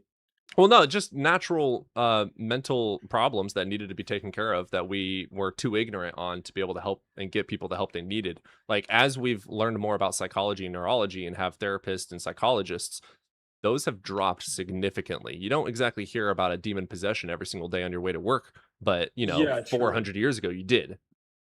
Yeah. True. And then 100% of all of what are there? The Warrens, all of their fucking shit's been debunked so hardcore. Like it's just all fucking fraudulent. Yeah. Okay. I was gonna ask you another question. What was it? Oh yeah. What made you become an atheist? Because what's it called? Sober told me that like you to become an atheist till like you're like later down the life, like 20, right? Yeah, 23. Yeah. Yeah. So that wasn't actually that long, 3 years ago. So like, what changed you in becoming an atheist? Yeah, I was talking with someone that was an atheist, and I was trying to like spread Jesus. I was like, hey, you got to believe in Jesus. He existed. They're like, oh yeah, you sure about that? And I started questioning it, did the research.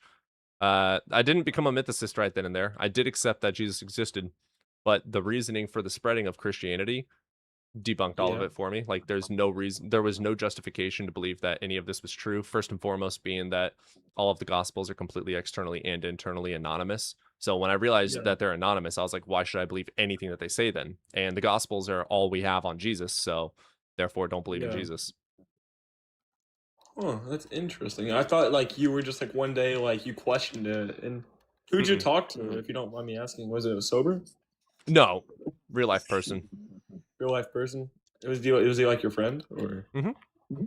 Really? That's interesting, dude. But I swear these like it's crazy to think about like that was me one time. Like I'm not. It was just like it's crazy because I've been doing like so much research recently about like space and like I really want to get in astronomy. Like whenever I leave school, Chase here can answer some questions for you if you want. Yeah, really? True? Is he like good about it, like space and stuff? Chase, what would you say to that? Right. Chase is being humble. Chase is a theoretical physicist.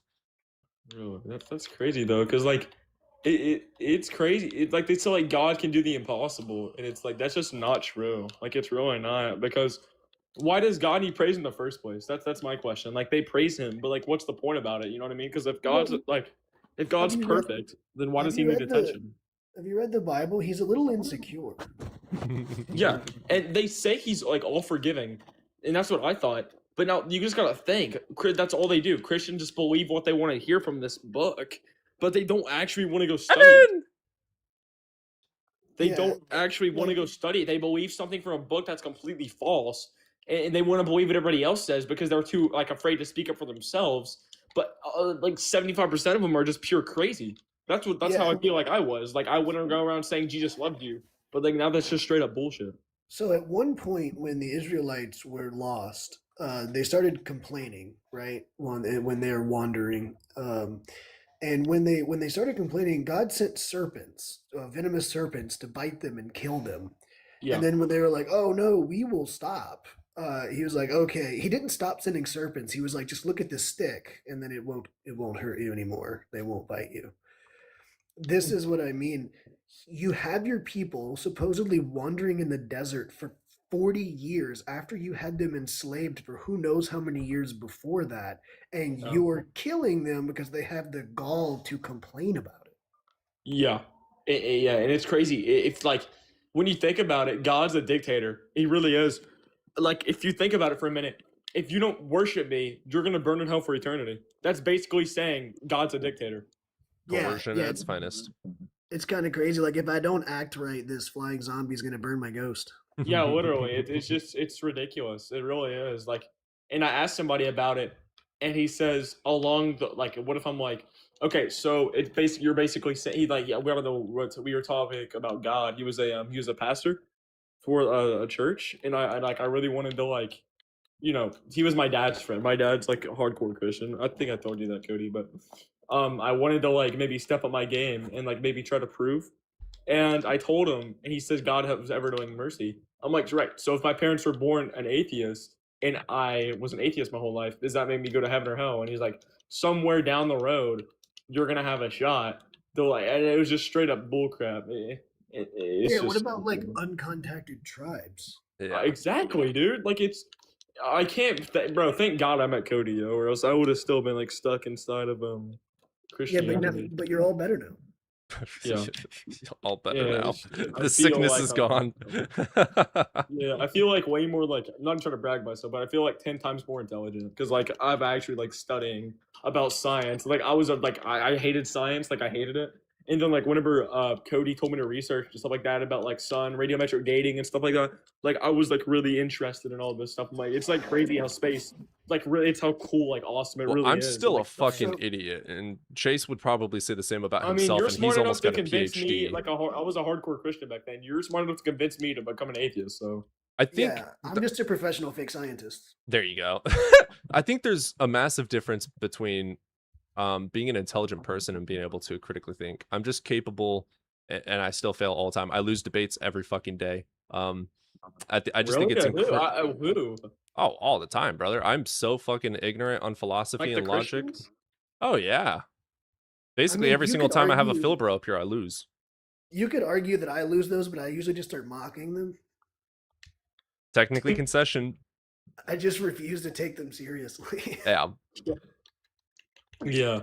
Wait, hold on. What do Christians say to like make you, if you don't mind me asking, like what do they say to like make you like Oh, they're just like, why does the sky have ontology or something?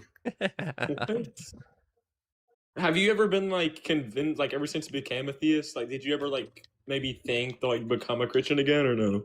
Oh, I question it every single day. I actually the other day I was laying down just watching some videos on watches, and a water bottle right next to me flew off of the table, and none of the cats or the dog were next to it, and there was like no gust of wind or the fans weren't on and whatnot, and I was like, huh, maybe there is a ghost. Maybe that does exist. Cody was like, Grandpa? Yeah, so I was like, hey Grandpa, can you touch me again? And nothing happened, so I took the water bottle and I put it back onto the table and was like, hey, if there's a ghost in here, move it, and it didn't happen again. So yeah, I mean, they hate challenges. Yeah, yeah, they'll do something. I'm like, them and Christians are terrified of proof. Yeah. But I mean, if there was a God up there, I definitely think it wasn't the God in the like the Christianity type. That one's not possible. The three notions from Abrahamic religions are just demonstrably false. Like, Yeah, if you're it's gonna not believe in a possible. religion, you at least need to believe in like a calm one, like Buddhism or Hinduism. I think that it is still possible for a god to exist. It absolutely is still possible for some sort of a god to It exist. is logical, like it really is. I mean, Christians may be crazy sometimes, but they do have a right to believe in God. So I'll tell you, I think you would like kind of my deconstruction story, Euro. So I was raised very religious. My family's still extremely here. religious. I have always had a really good memory, kind of a sharp way of thinking, and Way to fucking brag on me, Jesus. Yeah, I did. I did Bible quizzing. Yeah. Where you like memorize the verses and do all the trivia and questions and quoting them. When I was 8 or 9, I went to. I say that I went at 8 and 9 actually. To like the Did you national go from 6 to tournaments. 7? Ooh. I went to like national tournaments and I have awards that are I like these giant trophies that are in my parents' attic that I was winning for Bible quizzing. Yeah. And so naturally I kind of was attracted towards, the sciences and mathematics and things like that. Yeah.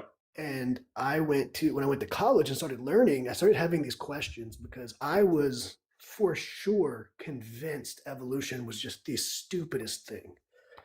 Yeah. The evolution, the Big Bang Theory, this was just complete nonsense to me. And then I start learning it, and I told myself, I'm just going to learn this for school. I just need to get the grades, right? Yeah. And as I'm learning it, I'm like, man, this stuff makes a lot of sense. Like this isn't what I thought it was. Yes, dude. Yes, that's exactly how I was. So I couldn't cope my way out of it in a debate or an argument. I was being forced to actually know it and demonstrate that I did know it, whether I believed it or not. Yeah. And so I started reading my Bible more, and I was trying to build these apologetic arguments. So, for example, you have the Old Testament. We all know the famous ones. You have all the infanticide. You have God commanding, just wiping out civilizations. You have the treatment of women. You have slavery. You have these crazy things like the quail blood thing I brought up earlier. You have, so you have all of these stories that just you can start building arguments one after another after another. You have the fact that Jesus said that his disciples wouldn't go through all the cities of Jerusalem before he returned. Okay, well, either they're really slow or that one didn't happen. And so as I started building, I realized I could also just let go. I don't have to defend any of this. Yeah. That was the big moment. It was so freeing. I never have to try to wrap my head around why slavery was ever okay again. I can just say it wasn't ever okay. End of story. Yeah. Now you've unlocked the ability to answer yes or no questions, which if you've ever seen these debates, they struggle with. So you end up in this place where you feel a lot more free. You feel a lot less fear and anxiety. And so then my last ditch effort was I went to try to watch some apologists do debates because I did not want to lose my faith at all. I was terrified. And so I was like, well, I know what, I'll go watch the guys who are pros at this. These guys, they defend the faith. This is what they do. And then I'm watching them just get destroyed time after time. Like if you're going into it, watching it, like not already convinced that the atheist is right or that the Christian is right, just what's going on here, you would realize like, man, these arguments are weak and they're not really holding up. And I was having the same problem when I was trying to make these arguments. I even felt like they were like, eh. Yeah. And so eventually it's like, we'll just let it go. And man, my life has been so much better. I know. It's like whenever I was a Christian, like I was always like, I feel like I was under like chains. Like I feel like I couldn't make rules by myself without being like, what would God think of this? Like, what would he think, you know? But now, like, whenever I want to do something, I'm like, this is my decision. That makes sense. Yeah, absolutely. No, it's, that's, but anyways, I was just saying, if you were getting into the sciences, that started me, but it's not like science disproves God, and I would never make that claim. Yeah. Yeah, because, didn't like the biggest scientists believe in God too? Well, that's what young Sheldon said. Yeah, actually, yeah. Depends on who. Historically, that's true. Actually, yeah, I'm Derek, by the way. I'm 45 for TikTok purposes and all Appreciate that. you. But yeah, actually, Sir Isaac Newton was one of them. He discovered the laws of motion and universal gravitation, modern genetics, Gregor Mendel, the Big Bang Theory, George Lemaitre. He was very, very much Christian. Yeah. So it's not like I mean, more modern day Christians seem to kind of have a hate on for science. But not so much back in the day. I mean, I actually, in my worldview, think, and it would take a long time to explain, that kind of like the just don't use the like word the monotheistic religion kind of led to science, really, because they were trying to search truth and figure out what exactly everything was using the language of their time, right? I will say, 100% correct. Religion is definitely what kicked off science. Can I just say one thing? I will say, Newton. Well, he absolutely. I think he definitely, he's the he discovered fundamental physics. He made the proper equations that still hold up mostly today.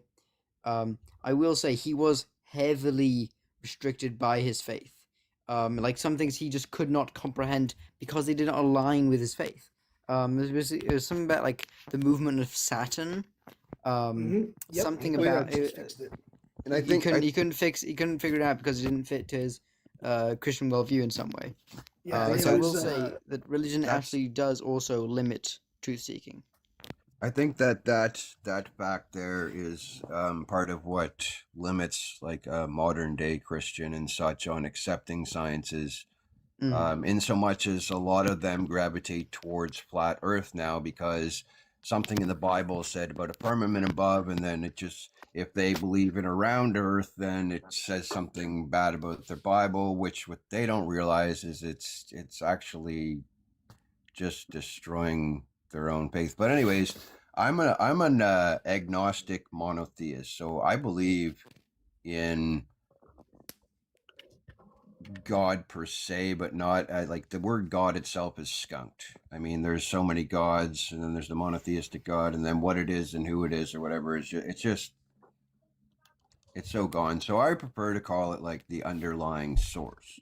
Yeah, I know. Yeah, whenever I and the reason why I popped up actually is the host said, I think there possibly could be a God, and he kind of didn't really say much more. But I'm thinking, as a young man, I'm 45. I'm thinking you're probably in your 20s. Sorry if I guessed wrong. And you're kind of in the same spot I arrived at about 6-7 years ago, just by saying that. 6-7. Is that what I just said too? I did too. Fuck you, Cody. Fuck you, Cody. I pre-cringed when I heard that. But anyways, yeah. So and then I I grew up. The reason why I even fathomed a God at all is I grew up, similar to you folks from listening. It sounded like it, around Christianity, learning, being Christian, all that. And then at one point, my journey is the logic was, why are they always at church everywhere? It's always talking about believe. If there's this God, it does not require my belief. There's no fucking way it requires my belief. That's not part of the equation. Can't be. Because it either exists or it doesn't. It doesn't need me to exist by believing, right? So that's where I went. I kind of went away from the faith. And then in my 30s, I started really looking into science. I wasn't much into science like one of the other guests here. I really started looking into science, and I wanted to see, I was seeking truths in all different ways. And my conclusion at the end of the day, to try to sum it up, because otherwise I'll ramble for half an hour, is there is some sort of underlying source. Maybe it's a substrate, whatever you want to call it. But this whole existence is intelligence-based. Whether that thing is literally intelligence as appears in like our current form in biology, no, probably not likely. We tend to project this human form out onto whatever that underlying source is. But we're the most intelligent being that we know of, and we make everything around us intelligible. So when we look at and it seems to be that the math works right up to the Big Bang, where we reach the singularity, and the singularity just means like we run out of math, and math doesn't work anymore, right? But everything in the universe to an intelligent creature, which is us, is intelligible. So just that alone, and I'm not talking about fine tuning, I'm talking about the intelligibility of it, right? Not that it's dialed in a certain way. That's a whole nother thing that's, anyways. So that intelligibility, for me, in my worldview, says, and the fact that science says, like, the existence is seemingly data based, and it obeys certain rules and such.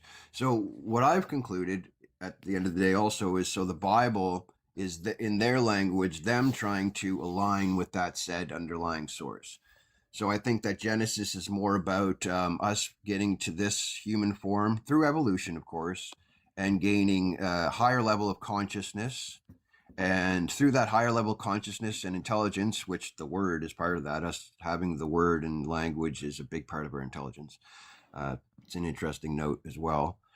We also needed a conscience, and that's the actual, what I argue is the objective mechanism for morality. So that conscience is activated. They've studied right up to like infants, and what we know so far is it's activated by either things that are unjust or unfair or does harm. So when you do harm or do something unfair, your emotions react, guilt, etc. Right? That's why when Cain killed Abel, he felt guilty at all, and that's what I think the author was trying to demonstrate, even though maybe they didn't know they were, but the conscience. So that's the tool that either you can say evolution gave us or the underlying source gave us, and I believe if we align with that, that's going to decide what happens with our data, our being. I believe us to be a soul with a body or a mind with a body. What's going to happen to our data? If you're going to go to heaven with some apple off a tree, I don't think so. It's going to have nothing to do with the body or this existence. But yeah, so I believe so out in the universe, I don't know what you guys know about how things persist or experience change. So anything that's going to persist or experience change has to go through basically a gate. It has to abide by the laws of physics and the constants, right? So those govern it. If it doesn't, it experiences entropy.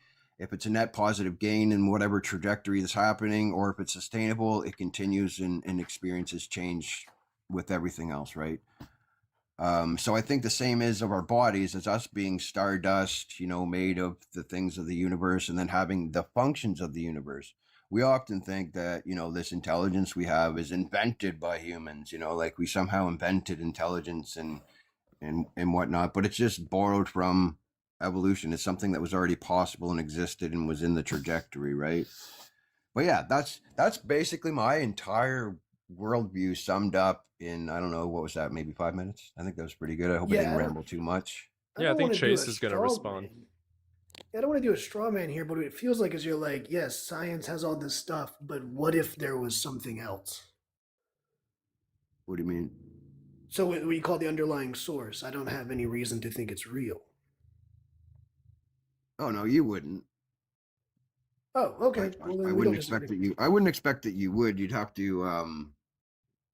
Have taken the same path and study as I was, and the only thing within what I was saying that would give you any sort of indication of that is the data-based, like how the reality is data-based and how it's intelligible to the intelligent, and that we don't own intelligence. We borrow that function from the universe. It's not so like that statement doesn't mean anything to me. Well, that's fine. I don't know. No, like I'm asking you, could you elaborate? Like, so, like it makes no sense to you? Yeah. So if I said space is a thing that we borrow our consciousness from. Yes. Well, the universe is the existence is. It's not something that was invented by us. Yeah, we borrow from the possibilities and functions of the universe. I'm not saying that is exactly what you're saying. I'm saying it just seems like a sentence with no meaning. Well, we absolutely do that with like even speaking. Anything that we do is functions that exist or in the possibilities of the universe. It's not like we invented it. That's what I'm trying to get across to you. We're locally instantiated mirrors of the functions when they accumulate in the trajectory that we're in to become more and more complex, until it finally taps into consciousness, intelligence, being able to manipulate the matter in a new way. We not only have harnessed the power of electricity, bro. We tell it exactly what to do with zeros and ones. And then data-wise, we use the fastest thing that there is, the speed of light. That's the fastest speed we know. And interestingly, it carries data very well, and it takes it exactly where it needs to go. The existence, especially on this earth, is designed. Well, yeah, you don't like the designer thing, but it's in a way that it supports all of this intelligence and data. Otherwise, we wouldn't be able to send this data. You wouldn't be able to hear me right now in this data going across the air. And interestingly, at the Big Bang, that's through some sort of plasma, I guess, or what it would be like radiation, which is still light.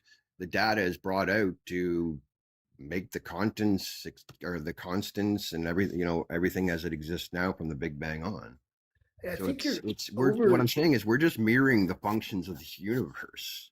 You are kind of you're giving too much power to the word data. There's the process by which we went from the hot radiative state through the quark gluon plasma through Big Bang nucleosynthesis is absurdly complicated, and reducing it to data carried by light is extremely reductive. Sure, but that's exactly what happened, and it's still what's happening right now. I'm trying to tell you it's not exactly what happened. Well, it really is. Also, I'm not here to convince you. I mean, you can do your own study. If I've done a little bit of study. It's not something out of a Bible or something. It's out of, science. It's Landry, database. we don't tell. I've done a little studying on science. Landry, we don't tell electricity what to do. By the way, through computers. Oh yes, we do. We limit it, and then we let it through. It's a current. It's going to be going in a cyclical motion. Okay, it's going in basically quickest from high positives to high to net to also low to negative, low to high, right? Low to high charge. Right. So in a circuit board, we don't set it up in a way that tells Landry, the data. Hey, that Landry, the I'm talking. do Thanks, exactly Landry. what it's supposed to do. Just quickly mute up. Right, I'm talking. Sorry to say, like, you can't just interrupt people. You're 45. I'm 20. I should not be the more mature one here. Hey, get to your point instead of just I shut up. So go ahead. Shut up. All right. Anyway, so yeah, we do not tell electricity what to do. We limit its movement through a resistor or through different parts of capacity, so through different currents. If I had my my old like junior year physics notebook, I would be able to show you my currents I did at the end of the year. But we do it through currents. We don't control. We don't tell electricity what to do. We just limit it and we guide its path. It's going to do that path. It's going to do a path. We just make the path. Do you understand? Yes, you're absolutely right. In one sense, yes, you're absolutely right. In one sense, we just simply have complete control of the path, like say in a circuit design, like I was trying to say, like conductors, insulators, path customized, like the whole thing. And ones and zeros do that in an even more complicated, and binary code does it even more complicated way. Yes, you're right. And in a computer. We choke the flow with resistors and such. Exactly. We don't tell electricity what to do with ones and zeros. We make the path with the ones and zeros.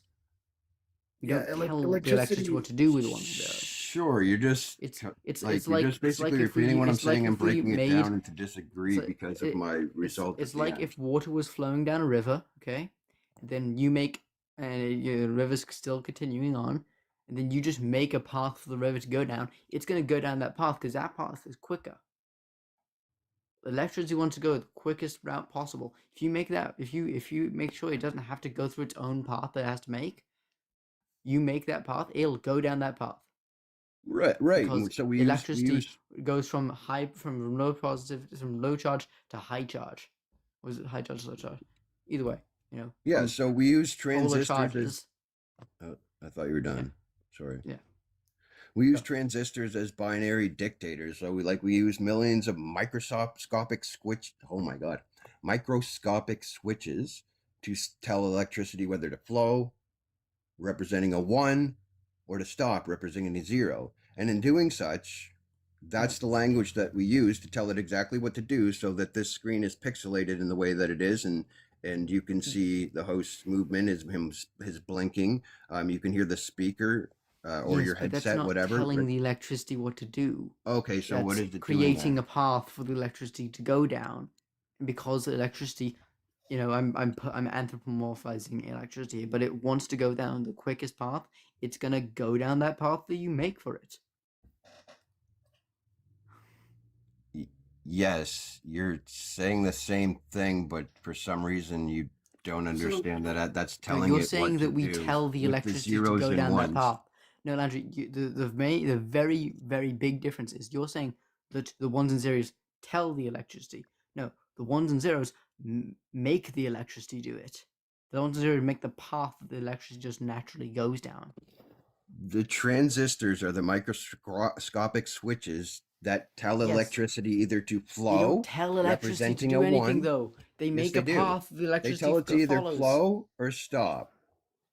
Yes, So- they make a path. Yes. That's what they do. They don't tell the electricity. Let's try. I want to try to get to something like concrete. Do you think that we can make electricity break Maxwell's equations? Ellis Despacio. Either way, we manipulate matter entirely. Well, I needed a yes That's or what no. we're able to do with our intelligence. And when we do that with our intelligence, we have amazing results. Amazing results that improve society. Yes, one can argue that we pollute and whatnot, but what are we trying to do about that? We're using the same intelligence to try to fix that, etc. Yeah. So And it the all question- cooperates according to our intelligence. We're able to fly. We're able to send signals through the air of data. It's I get it. conductive of Technology's our cool. it's conductive of our intelligence. I get it. Smart people make cool things. What I'm asking is do you think that we can make electricity break Maxwell's equations? Well, I don't understand the question. So when you have Maxwell's equations, which govern electricity and magnetism, and you're saying that we can tell electricity what to do, I'm asking, do you think we could make electricity break Maxwell's equations? Sorry, no, it couldn't break Maxwell's equations. Okay, so they're just rules. Yeah, so this is the point that I think it's Welsh. I can't see his whole username. This is the point I think he was making, which is that electricity and magnetism are going to follow the laws that they're going to follow. We can't make them not do that. What we can do is kind of game the system to have these natural laws I do the understood. outcome Yeah, we want. I'm not saying that we change the laws and like speak to it like I am right now. Hey, electricity, go this path and do this, and then put this on the screen. No, we're using other matter to change the path so that if it goes this way, it's a 1. If it goes this way, it's a 0, and then that tells the next thing, like say the pixels on the screen, what to do. No, I'm not saying that at all. That we're doing it in the way that it's possible to do with electricity. Okay, I think that will help what Welsh was saying. It's the verbiage that they had a problem with, because the way that you were saying it was making it sound like energy is intelligent somehow. Yeah. Or has will. It's compatible. What I'm saying is it's very compatible with intelligence, and it actually not accentuates. Be careful adding makes it another better. word. I'm trying. There's a Compatible is better already word that I'm trying to measure. use here to make it better. It complements it. I think you know what I'm trying to get at. It's complementary, and it. Sorry, go ahead. No, I do get the statement that you're trying to make, where like they go together, but I'm kind of wondering what's the difference. Like these equations, electricity and magnetism acted like this before we discovered them, before we could harness them. They're completely independent of us. Now, the way that we formulate them and write them down is, of course, based on language and the language of mathematics that we have developed. But the actual things don't have anything to do with intelligence. The actual way that electricity and magnetism behaves. What do you mean by they don't have anything to do with it? I'm not sure what you're trying to state here. I don't know. I'm trying to basically drill down to what you mean when you say that intelligence and physical laws are the where you said compatible, I think is the word you used. Right, they're compatible, and one of the reasons why they are compatible is exactly what I stated in the beginning, which is that we don't own intelligence. We have custody of intelligence. We don't own consciousness. We have custody of That's consciousness. such a weird way to Consciousness, say that. intelligence, etc. Everything that we have, even the movement that we have, and the biology, the chemistry, all of that is not our own. It's You're the implying universe's. some sort of intelligence to energy. No, consciousness is an emergent property of the brain working the way the brain works. Yeah, It's like that our simple. intelligence. Our intelligence is our intelligence. Like nothing else has access to my intelligence unless I am able to like find a way to communicate some form of my intelligence to another individual. But like there isn't a greater data bank that has all the intelligence on it. Okay, so are we from nature, and are we in nature? It's a loaded question, but I'll agree that no, we it's are not a of loaded nature. question. I'm just trying to explain myself, and through this questioning, maybe I can be better understood. Like I We I are agree with everything you've biological. said. Like we are stardust. We are nothing but just fucking matter and energy. But there's no intelligence in energy. Yeah, There's we are no intelligence biological. in energy. Yeah, our I think that's the intelligence part. comes from our brain, which is formed through matter, through natural processes of evolution, which is going to be Okay, changes in genome frequencies or allele yeah, frequencies over time. It's a sure, very sure. How simple does the thing that brain you're run? complicating. How does the brain run? Energy. It doesn't. Legs run. Oh, we're back to energy. So it runs off of energy. Yeah, if you want to, all so things without go the back to energy, energy, but without energy the is not energy- intelligent. A brain made up of matter and energy, all these things working together creates an emergent property called consciousness and intelligence. Yeah. Yes, exactly.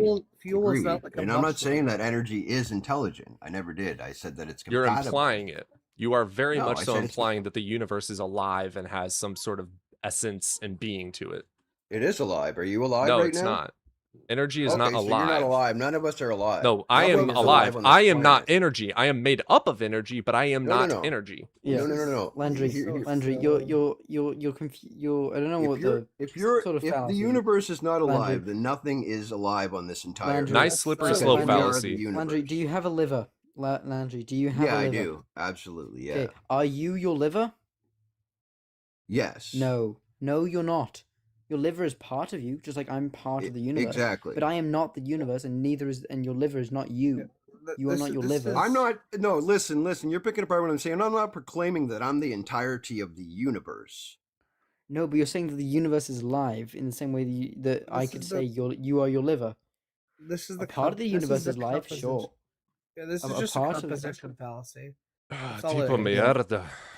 Jesus. Yeah, like essentially. Sorry, go ahead, Walsh. Landry, a part of the universe is alive, absolutely. You know, all animals on Earth that are currently alive, they are part of the universe that is alive. But the universe itself, in its entirety, is not alive. You know, a planet is not alive. A planet may hold life, but a planet is not itself alive. Same with the solar system; it's not alive. A solar system may have a planet that holds life, but it is not alive. I agree. I may have kind of misrepresented the way I said that, for sure. But I'm not. And I do understand like why people say when I say that you're not the entire universe, and you use the analogy of the liver. I totally understand. Yes, it makes sense. Absolutely, right. However, life. What I'm trying to say is life. The biology that we have on the Earth since biogenesis on. That is not like it's life is part of the universe. That's life as appears in biology through biogenesis in the trajectory towards basin. If you want to get technical. Wait, towards what? Basin. That's what they talk about when they talk about the trajectory. That's how it's supposed to have no specific, what do they call it? Like instead of using the human qualities of like a reason to exist. Basin, yeah, if you that's could put it saturation. It's basically saturation when all change is complete. That's what they call it in science. Basin, towards basin. maximal Yeah. entropy. Not That's maximal entropy. that you just described maximal entropy, I think. No, it'd be the opposite of maximal entropy. Yes, maximal entropy is the most complex thing. Did you know? Did you not say when No, all the things decisions are experience made? entropy if they don't abide, like if they don't pass through the laws of everything else. They experience Everything entropy and experiences decay. entropy, Landry. What? Potentially not the entire universe, actually, but that's a whole other conversation. But everything that we currently know does experience entropy. So Well, yeah, societies experience it when they don't line up with conscientious things. Once again, we're mirroring the universe. When we don't line up with what entropy biology is just gave us, which matches the universe, what? Entropy is the second law of entropy. Entropy increases over time. Entropy is disorder / complexity. That happens for everything in the universe. What? Entropy is like similar to decay. Complexity and disorder. I can help here with this. So the real definition of entropy is the amount of microstates that can make up a macro state. So, for example, if we have a deck of cards and we call the two macro states ordered or shuffled, right? Or you could say shuffled or non-shuffled. There's only one way that the macro state shuffled can be made from the micro state of all the places of the cards. But there are like 8 times 10 to the 67 different ways to make a shuffled deck of cards. So what that means is that if you shuffle the cards statistically, because entropy is in thermodynamics and statistical mechanics, statistically the odds are in this just absolutely major leaning towards the microstates of a shuffled deck of cards being created. So whenever you say something undergoes entropy, what you're saying is that you're taking what you could call order, or that's a good simple word to use, and you're saying how many different ways can this end up being, and that number will always go up. Just like the order deck, you started with 1 and then you shuffled it and got this crazy amount. What did you say would always end up like that though? Like end up like what? What you were just saying, like the shuffled deck. Everything will experience entropy.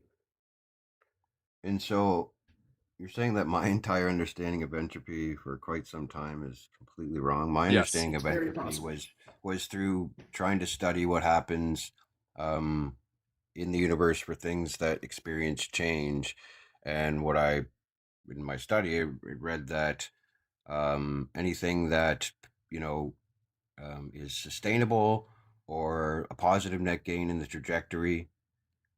You didn't hear the word trajectory if you were studying. Or not trajectory, a positive net gain in for optimization for the conditions. Then it would persist. If not, then it would experience entropy. The second law of thermodynamics is simply delta S is greater than or equal to 0. Okay, I don't know what that has to do with entropy. Conservation of energy. That is entropy. So S is entropy. So the change in entropy is always greater than or equal to 0. Can you just simply define entropy? Like, I'm getting my wires crossed or something. Yeah, so it's the amount of accessible microstates that can make a macrostate.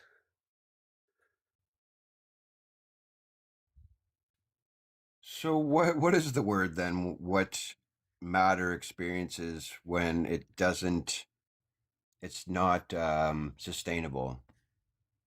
I don't know what sustainable means. Like, is matter like disappearing, or? Well, when it doesn't, okay, so two molecules, whatever, are trying to experience change, and it doesn't pass through the laws or the constants. Something's not right, so it experiences, is it just decay?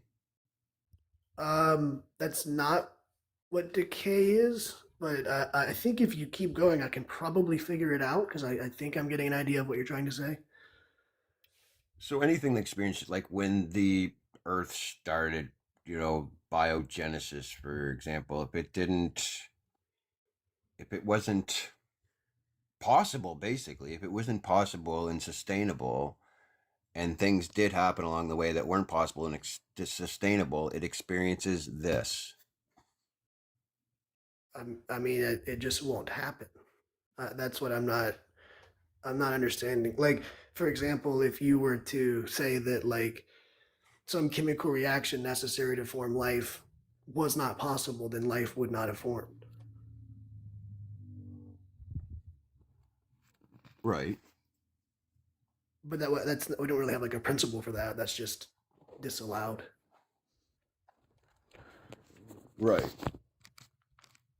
Well, what I was that's kind of that language that I was using is kind of the crux, and like I'm not looking it up right now. I feel like you seemingly know what you're talking about. Now I feel kind of stupid using that language the whole time. No. That's so. I'm a science communicator. I'm a theoretical physicist, and my main goal is to help people understand science better. Really, even more than the debates or the religious debates. Like I went as far as like making the whole thing explicit by saying like the universal justivity gate, anything that doesn't go within. Yeah, it seemingly worked and everything, but now when you say this about entropy, but this is the thing with science too that I've noticed is in one area of science or silo of science, etc., or one type, you can, like, entropy might not mean the same. The entropy has a specific definition throughout sciences across the board, like physics, astrophysics, all of that, everything. Yeah, and that's why the second law is kind of beautiful, because it's so simple. Just the change in entropy is always so it's the possibilities then. Yes, yeah, that's a good way to think about it. Okay, so it's a good starting point. So it experiences entropy as it passes through the gate. I just don't know what the gate is. Trying to change, I guess, is what I should have said. But if it can't pass the gate, which is the constants and the laws that we know of, anyways, then it just doesn't it won't happen. Yes, it's not a possible microstate. Right, it can't happen. Yeah, and so all of that, all of those possibilities of the macro and micro states are governed. So I know you're probably not going to like that word, but governed by the constants and the laws. Yeah, so by the way, I don't get caught up on semantics. I'm not one of those people. I care more about like the general grasping of the concept. So yeah, I don't have an issue with govern, but yeah, so basically if something is outside of the laws of physics, there's different ways to rule it out. So you have ways you can mathematically rule things out, as in I can do the math and this just doesn't work. But you also have ways that you can physically rule things out. So my favorite example is when you take physics 1 in undergrad, there's a problem where you throw a ball and it goes some distance up, comes back down, hits the ground, right? And then you have an equation to figure out how long the ball was in the air. This equation is quadratic. Doesn't matter too much what that means. It just means that you'll get a positive answer and a negative answer. Mathematically, both are possible, but in real life, we know that you're not going to get a negative answer, right? The ball didn't land before you threw it. So we would say that that's unphysical. And then you have these other ones where you can rule it out mathematically, and then you would say that that is mathematically ruled out. Although your math needs to be extremely strong for us to take your math to like actually be giving a hard physical truth. But so we have these things that are unphysical, or we have these things that are disallowed by the mathematics. And so that's where so what you're saying is like basically there are things that are outside of the capabilities of these laws. Now there's a third thing that can happen where you have a law and you see something that's not obeying that law, or a law is probably not the best word. I don't really like that word, but some equations in physics, some model that we have, and now we're observing things that are not happening. Now what has to happen is the model itself must change. So an example with that would be Newton. It's called the perihelion precession of Mercury. He could not account for that in his universal law of gravitation. So when we have general relativity, it turns out that these gravitational effects can be accounted for in general relativity, which is why when things are big enough to be planets and actually warp space-time, we use general relativity. But when we're here on Earth and everything is, the ball that you're holding does not have an appreciable amount of gravity, we can use classical Newtonian physics. So sometimes things happen that are outside the models, and that's actually kind of what I do as a theoretical physicist, is try to work on the models themselves to give them more explanatory power. Right. And so in the current model, like evolution, for example, correct me if I'm wrong, but survival seems to be the basis of why anything changes within evolution, right? Yeah, so I do want to. I'm not a biologist. So if there are any biologists listening, I may get some things wrong, but my general understanding is that mutations can change the Fadeborn here genotype. is a evolutionary biologist, by the way. Oh, wonderful! Let's put me on the bench. Ravis, you here?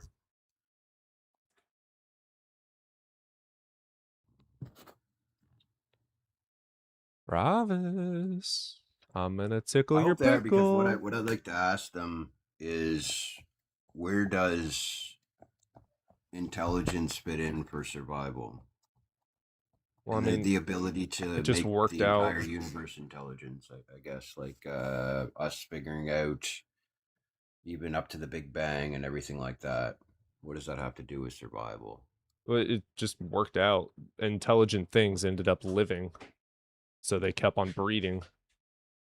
No, I mean, like with the intelligence which evolution gave us. Evolution didn't give us intelligence. You're kind of just misunderstanding Well, all of through these concepts. the model that we're talking about, it's just the way that I'm articulating. The model that we're talking about, which is evolution, through evolution and the way that that functions, emerged the intelligence that we have. Right. And the emergence of all of the features along the way are based on survival, is my understanding.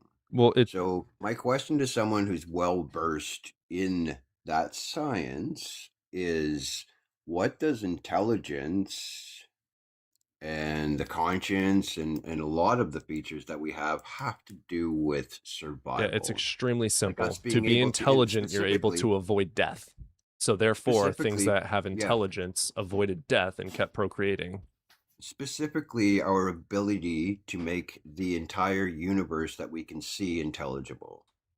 Well, that's we're observers. Yeah, absolutely. Yeah. So the main effect of intelligence is, for example, let's say we go all the way back, and us four here in this chat, we're a little tribe, and we have something that's happened to us, and we're more intelligent than the other tribes.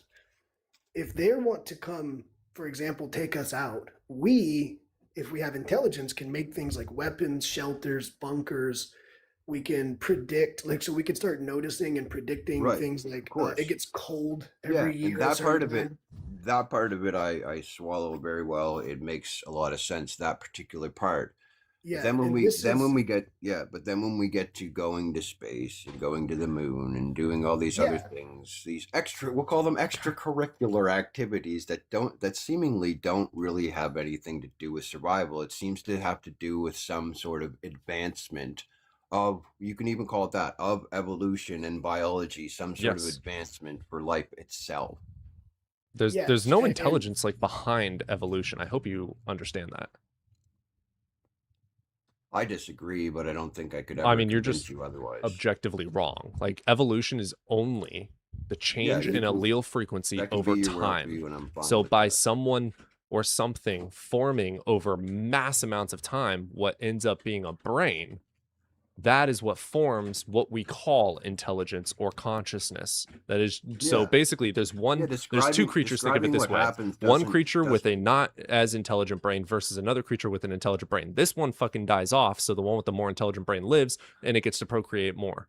That's all it is. It's simple. So in my opinion, arguing that there's no intelligence behind intelligence by telling me exactly how it all happened through intelligence, like saying the what, where, when, and how, the mechanisms and stuff, doesn't disprove in any shape or form an intelligent nature to evolution.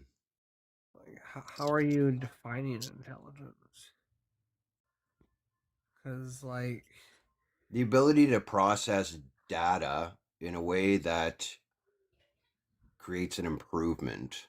Then definitely not. Like 100% not. Evolution isn't always improvement.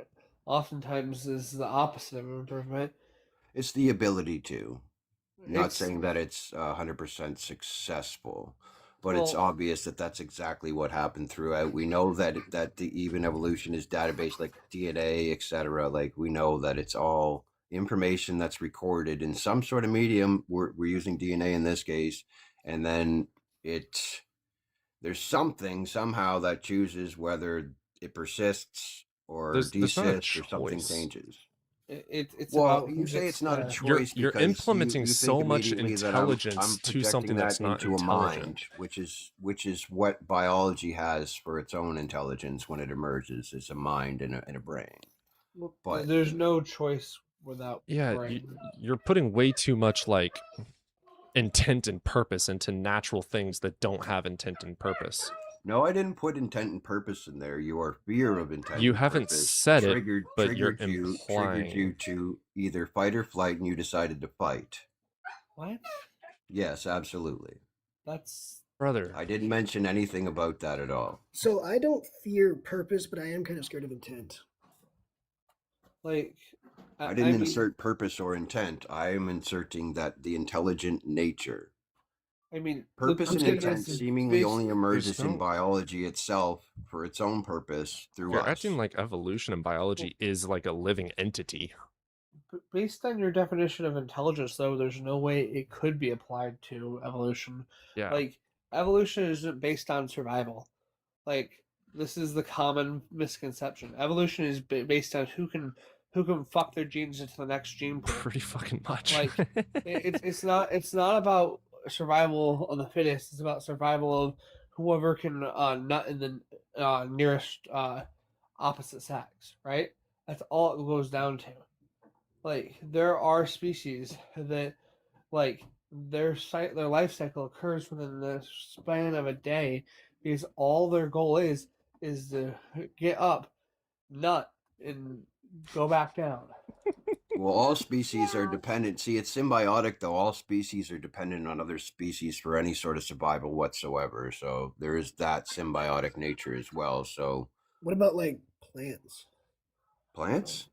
Yeah, they use the sun and water and stuff. Yeah, and then the nutrients from decaying matter. What are Which something water- has to listen. The facts of biology and life on Earth is something has to unalive for something else to live. Period. Brother, all no. across the board. Okay, first and Yes. foremost, you're talking about all this as if you know shit. You're talking to a theoretical physicist and a fucking PhD evolutionary biologist. Like, you don't know shit. If these guys are trying to correct you kindly, shut the fuck up and just listen for a second, dude. They've told you no so many fucking times. I'm absolutely correct in what I said, and if he's an evolutionary biologist, you'll absolutely agree. You're not. But here's the thing, right? What are Holy what are water shit, bears dude. dependent on? Like, what? Like, can you tell me what other biological life form water bears are dependent on? What do they consume? I'm not familiar with every species on the Earth. What do they consume? Throw out another to thing. survive? You are What do leaving they consume to ignorance and survive? leading into arrogance. You have gone from I don't know to being taught and then saying, well, you're telling me this is untrue and then explaining it in depth. And I'm just going to say, nuh-uh, you don't know as much as me. Like, you're leaving ignorance, lacking knowledge into arrogance. You know more. What word did I say by asking a question? I'm just saying you're denying everything that these guys who study it for a living. By asking them what this water bear. You're shutting everything they're consumes. saying down as if you know what you're talking about is my point. You need to get off of your fucking high horse. You're too big for your britches, bro. You're a bitch. Fucking try me, dude. Like, just Look at you fucking getting listen to these emotional. guys. Flip out. Meltdown. Go ahead. I mean, I'm not melting down. I'm calling you out after 30 minutes of you spouting nonsense and acting like you know more than these dudes that do this for a living. And you're getting now butthurt that a 20-year-old is calling you out for your shit. What do I do for a living? What do I do for a living? I don't fucking know. Probably fucking Exactly. suck. I don't know. I don't know. Exactly. So, Yeah, meltdown. What? I mean, What do you do for a living?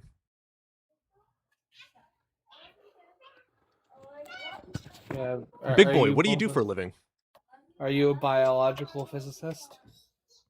Are you a physicist? Nope. Are you an evolutionary biologist? Are you a biologist to any degree? Are you a quantum mechanic physicist? What do you do?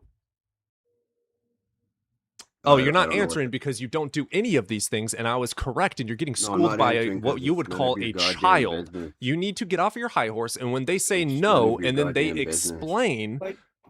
I asked him a question. Is all I did They're, was ask they're, about water dude, bears, and you're asking the same things over and over, and they keep on saying, no, you are fundamentally Listen, incorrect bro, in your I'm thoughts not going to let here. you sit here and embarrass I'm not going to yourself let with you keep emotions on talking. your Shut the show. fuck up. You have no power here. I know that you think you're big shit, but you're not. I'm just simply telling No, you, again, and I said I it do have power. kindly at first, you got to chill out, and when they say you're I'll say my incorrect on power. something, and they explain something, just listen to them. Jesus Yeah, I mean, Christ. it's pretty sad when the only power you have available to you is to leave.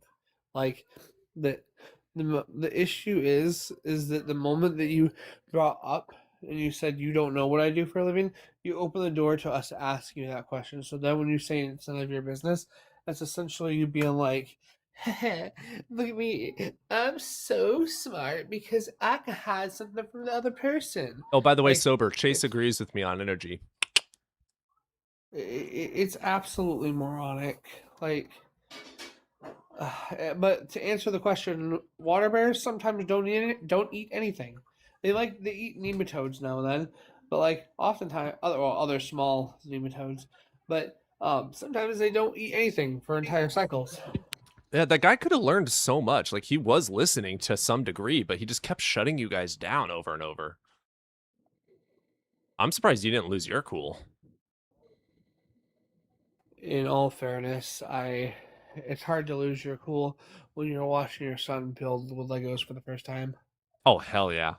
So, like, congratulations. my brain was in chill mode. Hell yeah. Wait.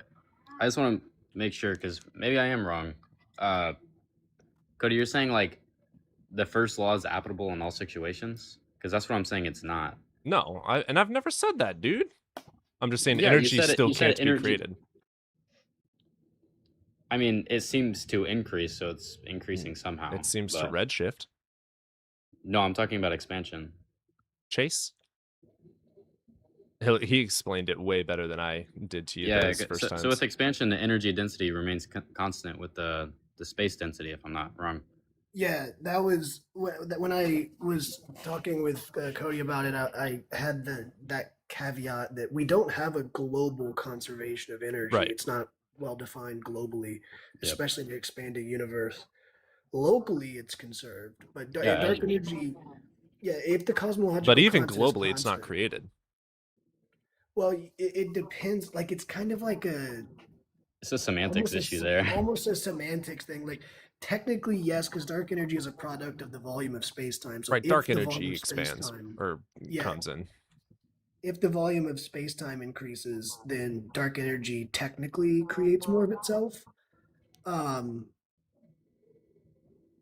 don't think it's an exterior to the universe thing. I do think it's all within, but there is an increase and there is a creation of some kind. Yeah, so the best way to understand it is with Noether's theorem, where you have a time translational symmetry leading to the conserved quantity that we call energy. And the universe does not have this global time translation symmetry because of expansion. So what you're saying is that dark energy is created. I'm saying it's complicated to say yes or no. Isn't it formed out of natural, like, it's just transference of different types of energies? It literally seems to be an emergent property, if I'm not wrong. Like, it just seems to be an emergent property of space. But it's emerging from transfer of energies and other natural means. It's not being created from nothingness. Yeah, but those energies are increasing. That seems to be nothing. Like, it literally just increases. Like, we don't know from where. It would help if we understood dark energy, even like the slightest bit. Sure, yeah. There's a lot of holes there. That's the one reason it's hard to say, because we just we don't have a clue. Like, I agree that it seems to be an emergent property, but I don't grant that emergent property is a creation of something. Yeah, it's also important to remember that energy is not like a substance that exists. It's property of a system. We use it to describe systems. It's a mostly mathematical scalar quantity. So we, like I was saying, we talk about energy in response to like a car going somewhere. 1/2 times the mass times the velocity squared is not a thing that you can take out of the car. The car is not made. Usually when I talk about energy, I'm talking about like when we're talking about like CMB, I'm talking about literal radiation. Yeah, so even radiation, that's a particle. It just depends on like how technical you want to be. Right. You could shorthand it like that. Like when people say like, oh, the extra energy creates matter. Like you could shorthand it like that. It's not actually right, because that would make energy a substance that's like literally creating matter. That's why I like to think of it as a budget, or at least explain it first like a budget. So the amount of energy in the system will tell you what you can do. So like let's say you have workers and materials to make a building, and you have $1 million, $10 million. You can make so many different kinds of buildings because this energy, quote unquote, is there, this budget. But you're not actually going to take that money and build a skyscraper out of the money. Right. You're going to, it's just a budget that you're using to see what you can make. Like with 10 million, I can make a skyscraper. With $10, I can make a sandcastle.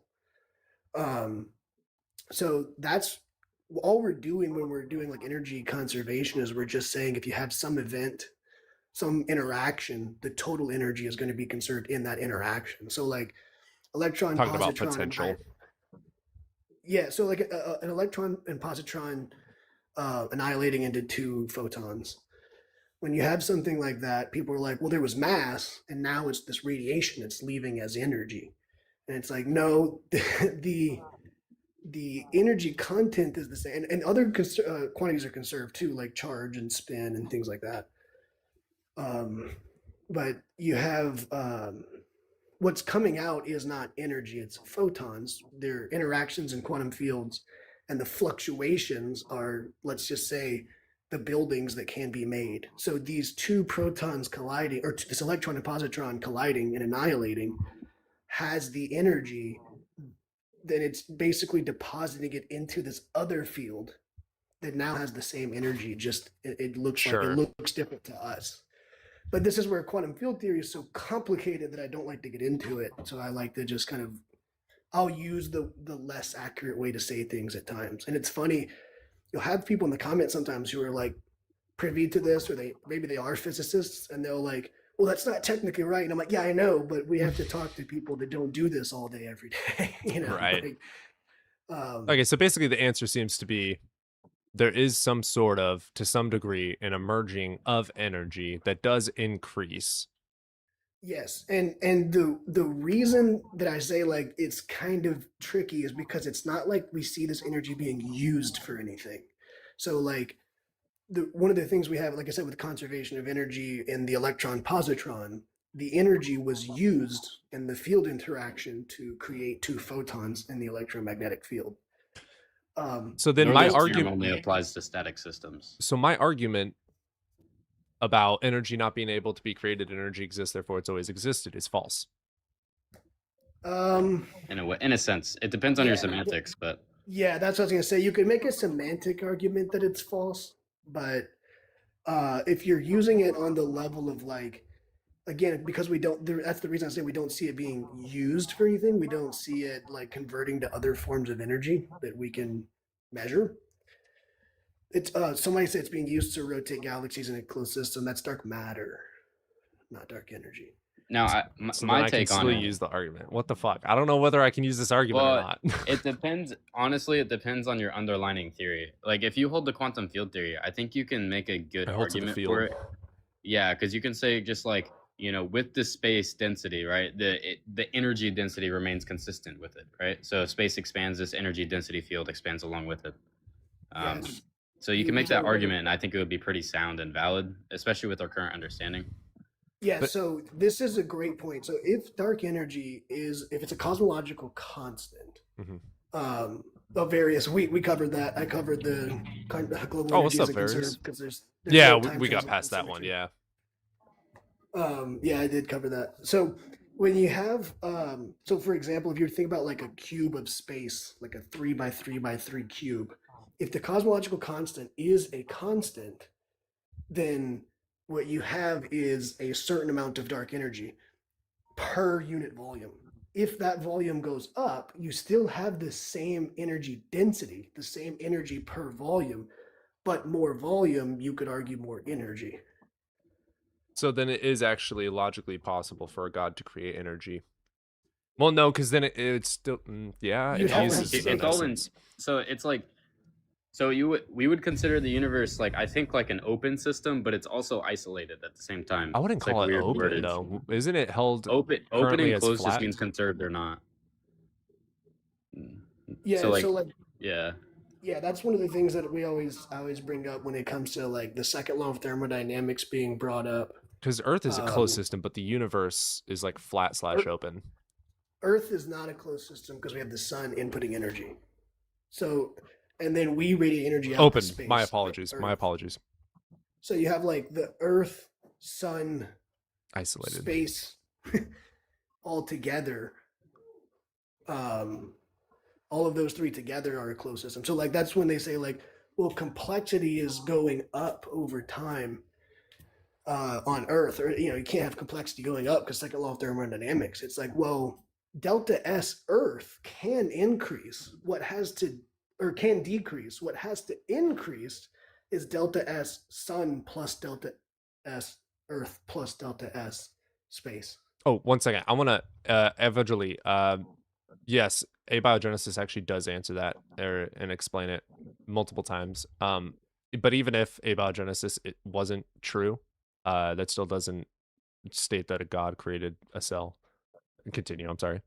Also, Weasel, saying like the universe gains energy is so weird. That kind of like yeah, I can't kind of like that. You're kind of implementing that it comes from somewhere else. Okay, so exterior we to the agree universe or that it's something. not the definition of create to be like it's like literally being molded from something external. We're agreeing that that is not the case. No, But it yeah, does it comes seem that from it's No. emerging from natural means inside of the system. So, Yes, so energy because- conservation only applies if Norther's theorem is like Okay, so I hold to my original argument then because it's not being created by something.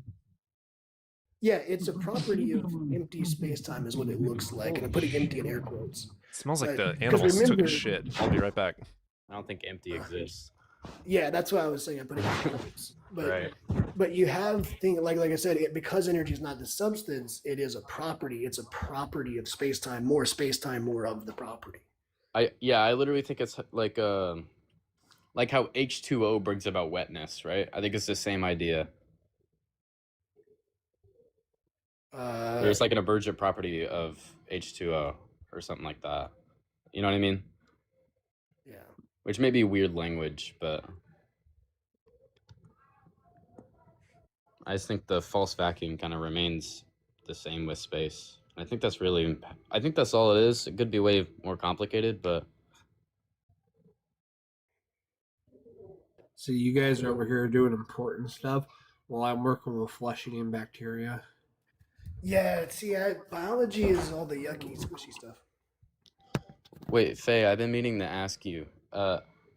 So I read the spud cell shit, but like, how crazy of an advancement is that? Because like, isn't that like the first time we've seen non, you know what I'm saying? Yeah, it is. I mean, the issue. So it's so hard to like, in my opinion, right? And this is where I'm biased in particular.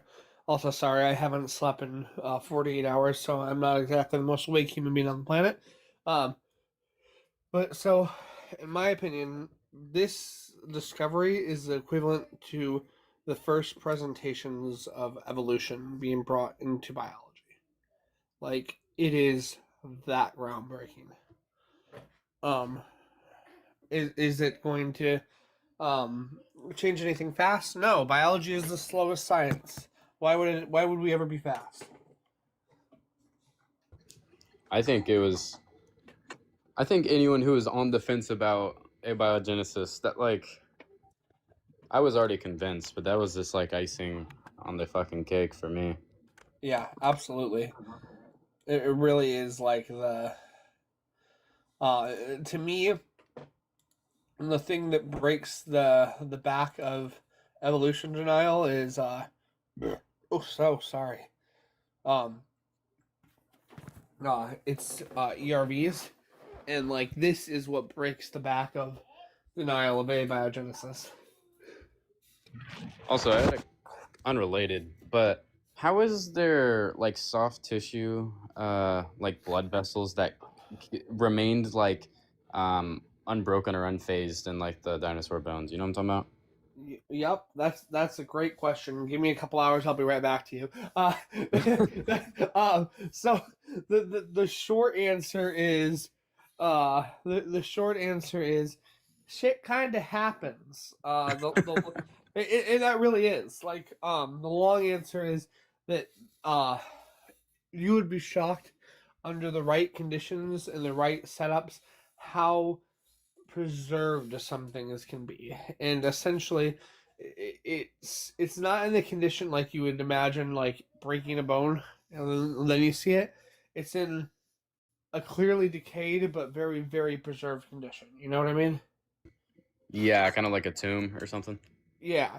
A great example is the ice tombs up in what, gosh, Upper Russia. Yeah, I can use words today. How we know so much about those people because, like, we have their accidental mummified bodies from their ice tombs because they were so immaculately fucking preserved. Like, we can see the tattoos on these people. And a lot of times you can see the muscle structure of these people. And they were many, many, many, many moons ago. So short answer is this is a roll of the dice and it happened to happen. Yeah, yep, that's the Got it. And that's biology for you. That there's a ongoing at my lab. There's an ongoing feud. It's a fake feud. We don't actually dislike each other between biologists and geologists because the biologists don't understand how you can stare at a rock for so long. And the geologists don't understand how you can shrug your shoulders so many times.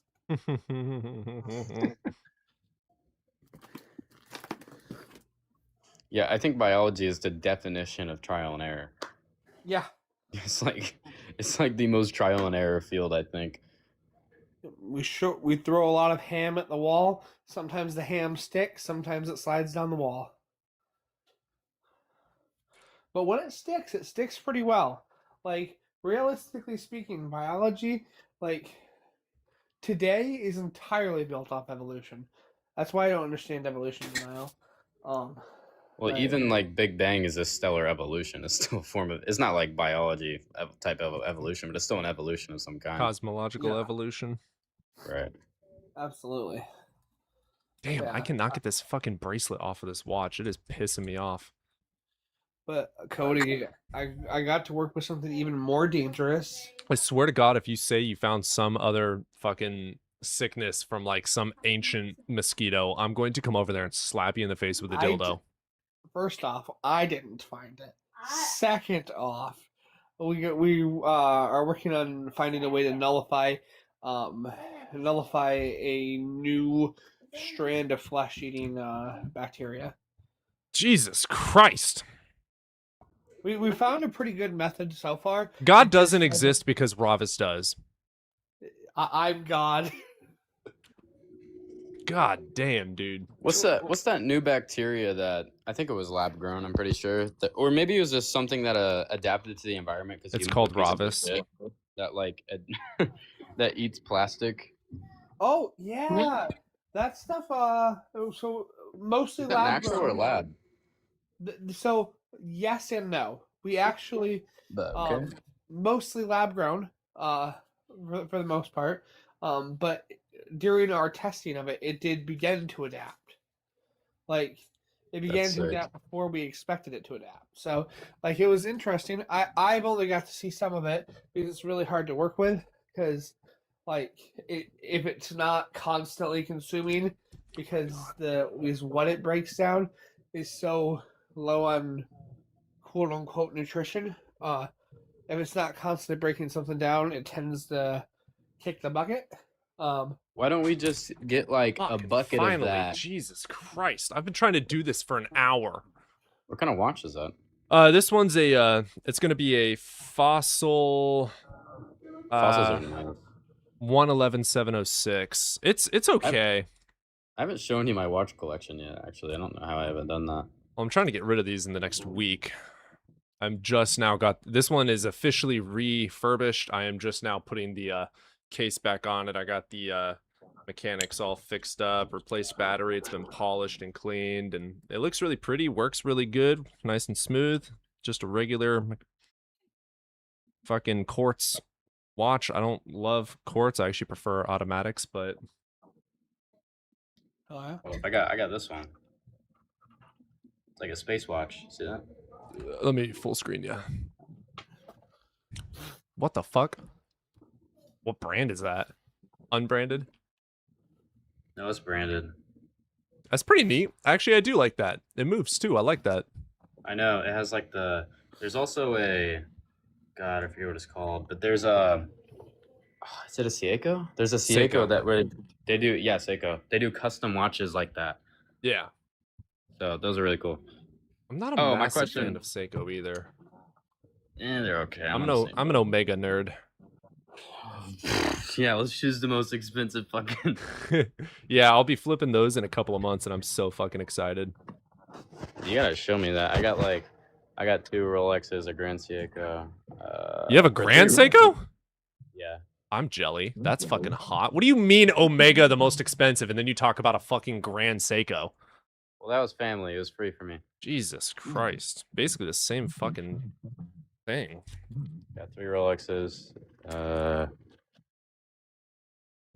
But honestly, I think the custom ones are way better. I definitely like to do my own customizations. That's pretty fun. Mm-hmm. Hey, what I was trying to ask, why don't we just take that shit that needs to eat constantly for nutrition and throw that bitch on that giant fucking plastic blob in the ocean that's been floating around? The answer is we have. Is it eating? Yeah, not fast enough, but it is eating. Oh, we need to make more of it. I think we poured like I want to say 500 gallons on it. So we, as in the science community, you know. Yeah.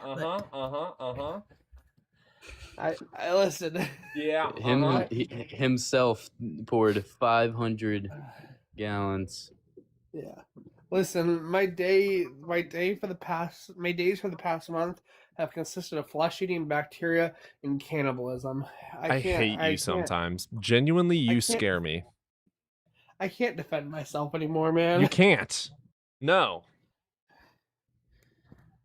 It's just because, like, I get an opportunity to work with something, and I'm just like, yeah, let's do it. What's up, Algebra? Hey, thanks for inviting me. I just wanted to know what's the evidence for your worldview. You said your evidence first. What's my worldview? Excuse me? What's my worldview? Atheism. What's atheism? It literally means no God. No. Abiogenesis literally means the same. Like the word a, the prefix. What does a mean? Without. Correct. So what does without theism mean?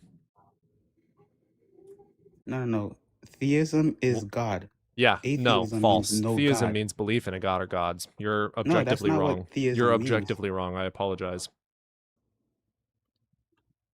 Theism is the belief in a god. And then the A, when you put that in front of it, when you have atheism, that's a lack of I belief just in a lost god. my goddamn spring. I'm so happy I have extras. But I got it on. Got the case on, finally. It's been like fucking 4 days. It seems like that is the case. Theism is the belief. Yeah, theism by literal definition is belief in God or gods. And A means without or lack of, so you put those two together and you... Oh, he left? No, he's still No, there. he's here. Something's I'm up still with here. my thing where it's not showing. Like, I couldn't even see that CT was here hours ago. So what Yeah, is so the I what have is a the lack of proof? belief What in a is the god. evidence for it? What is the evidence for for that? lack of a belief? Do you believe in unicorns? No, I do not. Why not? Because someone made it up. How do you know that? Prove it. Where's the evidence for that?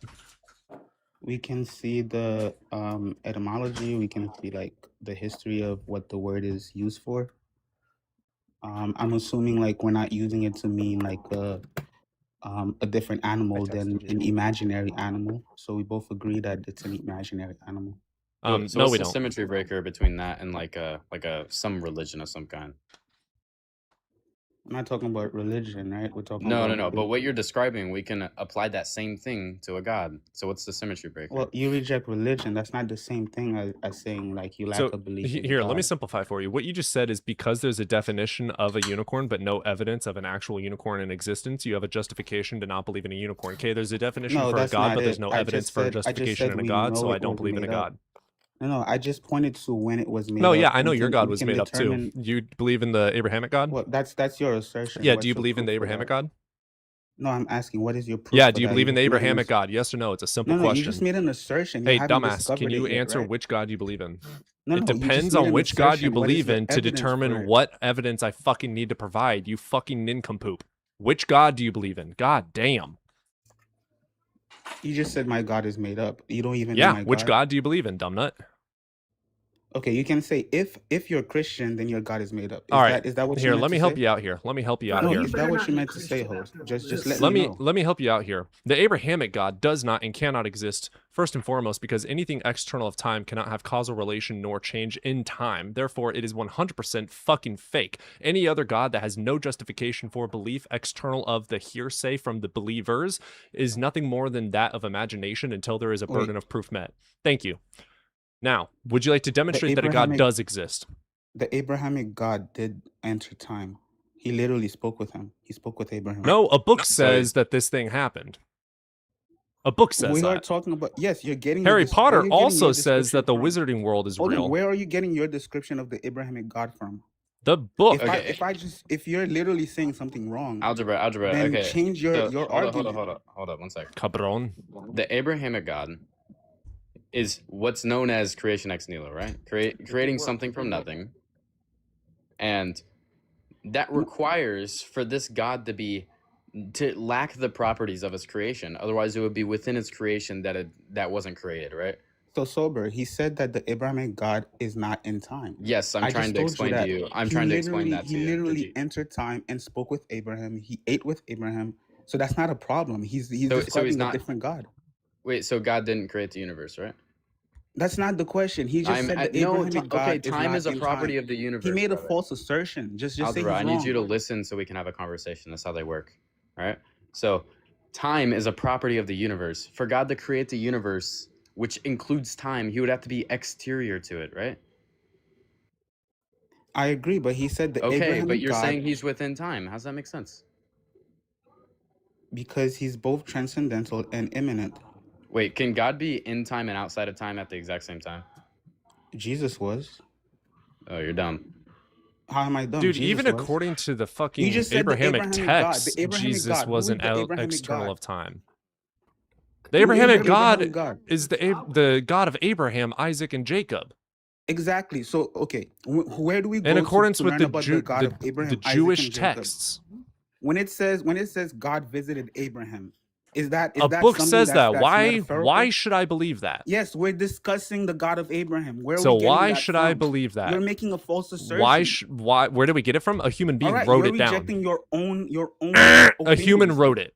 That's where You're we not get it from. rejecting the God of Abraham. A You're human just wrote it. rejecting your own opinion. The God of Abraham, That's in accordance irrelevant. with the story made up by human beings that wrote on pieces of fucking papyrus, That's your said that a conclusion, God yes. exists outside of space-time. There is absolutely no possibility for that to be true. That's true, but it also says There you go. that You that just God debunked the entered Abrahamic time, God. right? That's not possible. How can you have a changeless state and have change in that state? That's fucking wrong. It's impossible. It's not true. It's a contradiction. It's absurdity. You are dumb if you believe that. You're just drawing the conclusion. I explained it and you agreed with it. I explained it. You agreed with it. You lose. How's it feel to lose? Lose. No, how's it feel to lose? I just rhetorically fucking obliterated you. How's it feel to lose? How does it feel to lose? If my opinion is false, your agreement with my opinion would also be false. Therefore, you're false too, dumb nut. Fucking keep your consistent logic. God damn. All right, he's all yours, Sober. Yeah, you're good, you're good. I had fun with my how does it feel to lose. Sober, can we both agree that the God of Abraham, literally entered into time? Can we agree that? I just can you describe Do you agree, what Sober? entered into time means? Yeah, are you referring to like colloquial time, like change, or are you referring to like a physics type time? What are you talking about? The God of Abraham literally entered and interacted with people. Cupcake, can you answer my question? Can you answer my question, or are you not listening? That was a no. That was nothing about what you said was a no, by the way. I asked you, what are you taking time to be? Are you taking like a physics approach or like a colloquial approach? And you said no. What's that even fucking mean? If we're talking about like physics approach, space-time, sure. He entered space-time. How the fuck is that possible? You go from a changeless state to a state of change? How can you change in a changeless fucking state, dude? Before the Big Bang, was there a stateless change? No, Stateless nothingness state, I mean? cannot entail any attributes, and it cannot create. Therefore, something had to have always existed. Energy cannot be created or destroyed. Energy exists, therefore it has always existed. The universe is eternal. The Big Bang is nothing but the universe existed in a state, in a hot, dense state. It existed in a hot, dense state in 13.8 billion years ago. It expanded. For all eternity, right? No, for all... Oh my god. No. So the Big Bang was an event within the universe, right? It says nothing about before the Big Bang. Yeah. This says nothing. It describes nothing about an absolute beginning. What's north of the North Pole? A change. What's north of the North Pole? What's north of the North Pole? The consensus is that there was time pre-existing to the Big Bang. No. We're saying or majority of physicists anyway. A changeless state. Was it in a changeless state? No. Obviously, fucking not. It changed, dumbass. Jesus What Christ. caused the change? What caused? That's I don't know. Different question. You can appeal to. I don't know what caused the change. Do you guys not know inflation theory then? Bro, Or, I like, don't know what get it. caused the change for the dark energy and expansion. So Do we you? both agree that it was a changeless state. It was Incorrect. It was Inflation. Holy shit. Inflation theorem is a constantly changing state. Dude, it's you realize slow. that, right? No, we're talking about before the Big Bang, right? Yes, but you appealed to inflation theory. That's a constantly So was it constantly changing theory. changing? No. Yes, okay, it's we're talking constantly about changing. before- Yes. Yeah, It is not changeless by definition, bro. In fact, it's the literal opposite. All it has is change. Obviously, before I'm talking about. There's before not a all of that, before right? in inflation theory, dumb. Sober, algebra. Do you think it's a coherent statement to say what's the evidence against this thing? Oh, you're getting it right then and there. God damn. Okay. Can you repeat your question, Fayborn? Do you think when referring to a positive claim, do you think it's coherent to say, give the evidence against this positive claim? Do you think that's a coherent statement? Give evidence against a positive claim? Yeah, so originally the claim is God exists, right? And they said there's no evidence for God, that's why we don't believe in God. And you said, well, give the evidence against God, right? That's not a coherent claim. Because I could say right now, give the evidence that you're not a PDF. Oh, that you're not a PDF? Shit. He went there. All right, let's not do any absolutely no saying that somebody is a PDF without absolute hard objective evidence. I can't do that. That's fucked up. That ruins lives. So like the evidence is that there is no evidence that you're a PDF. That's the evidence. So the evidence that God doesn't exist is that there's no evidence for God. Adra, do you think if I say there's no evidence for evolution, would you agree with that? Or would I need to provide proof for that? No, you wouldn't. We would provide the evidence, and then The burden of proof would be on you. I gotta go. No, the burden of proof would be on me, not on you. No, the burden of proof is on who if I made say the there's positive no evidence for evolution, the burden of proof would be on me. No, to prove that. Oh no, well, Adra, do you know what a positive claim is? That's for a substantiated claim, though. There is evidence, and the majority of the scientific community agrees that it is a factual thing that evolution is true. So when there is a held, not evidence. You're an idiot. That's not what I said. Give you evidence. I said a substantiated claim, which implies that there's evidence to substantiate and justify the evidence for it to be true. There is evidence in accordance in the scientific community in biology that evolution is true. You saying that it is not true would require you to take the evidence that we have and debunk that evidence. Since there is no evidence for this God claim, I don't have to debunk it because there's already no evidence for it. You're the one that has to provide the burden of proof. Maybe this will help. Wait, we just agree Hold on, that yeah, one sec. I just want to make sure we have our foundation. Wait, Fave1 asked me a question, right? That wasn't he Fave1, tried that to was insult evidence my own character based on something that the host just agreed on. Is that the burden of proof would be on me to say that evolution does not have any evidence? Correct, because it's already well So substantiated to be true. No, it is well substantiated. Listen, Linda. Listen, Linda. Jesus, fuck. I can provide evidence for evolution. If you say it's not true, it is your job to debunk it. You are incapable of providing evidence for yours, so I don't have a reason to debunk non-existent evidence. This is actually, it's called Hitchens' razor. So it's basically saying when you make a claim that isn't substantiated by positive or negative evidence in favor or against or whatever, you can just dismiss that claim because it's unfalsifiable. It doesn't have any truth value at all. So we can just use Hitchens' razor on a god. Widowy. Does that make sense to you? Or do we need to say it 40 times? So you think the difference is that the claim is unfalsifiable then? If I understand your... Dude, you haven't provided any evidence. How the fuck are we supposed to say... I gave you a debunk for the Abrahamic God. You cannot have a changeless state come into a state of change. So a God existing outside of change, i.e. time, cannot interact with time. That's impossible. So you would have the burden to prove its possibility.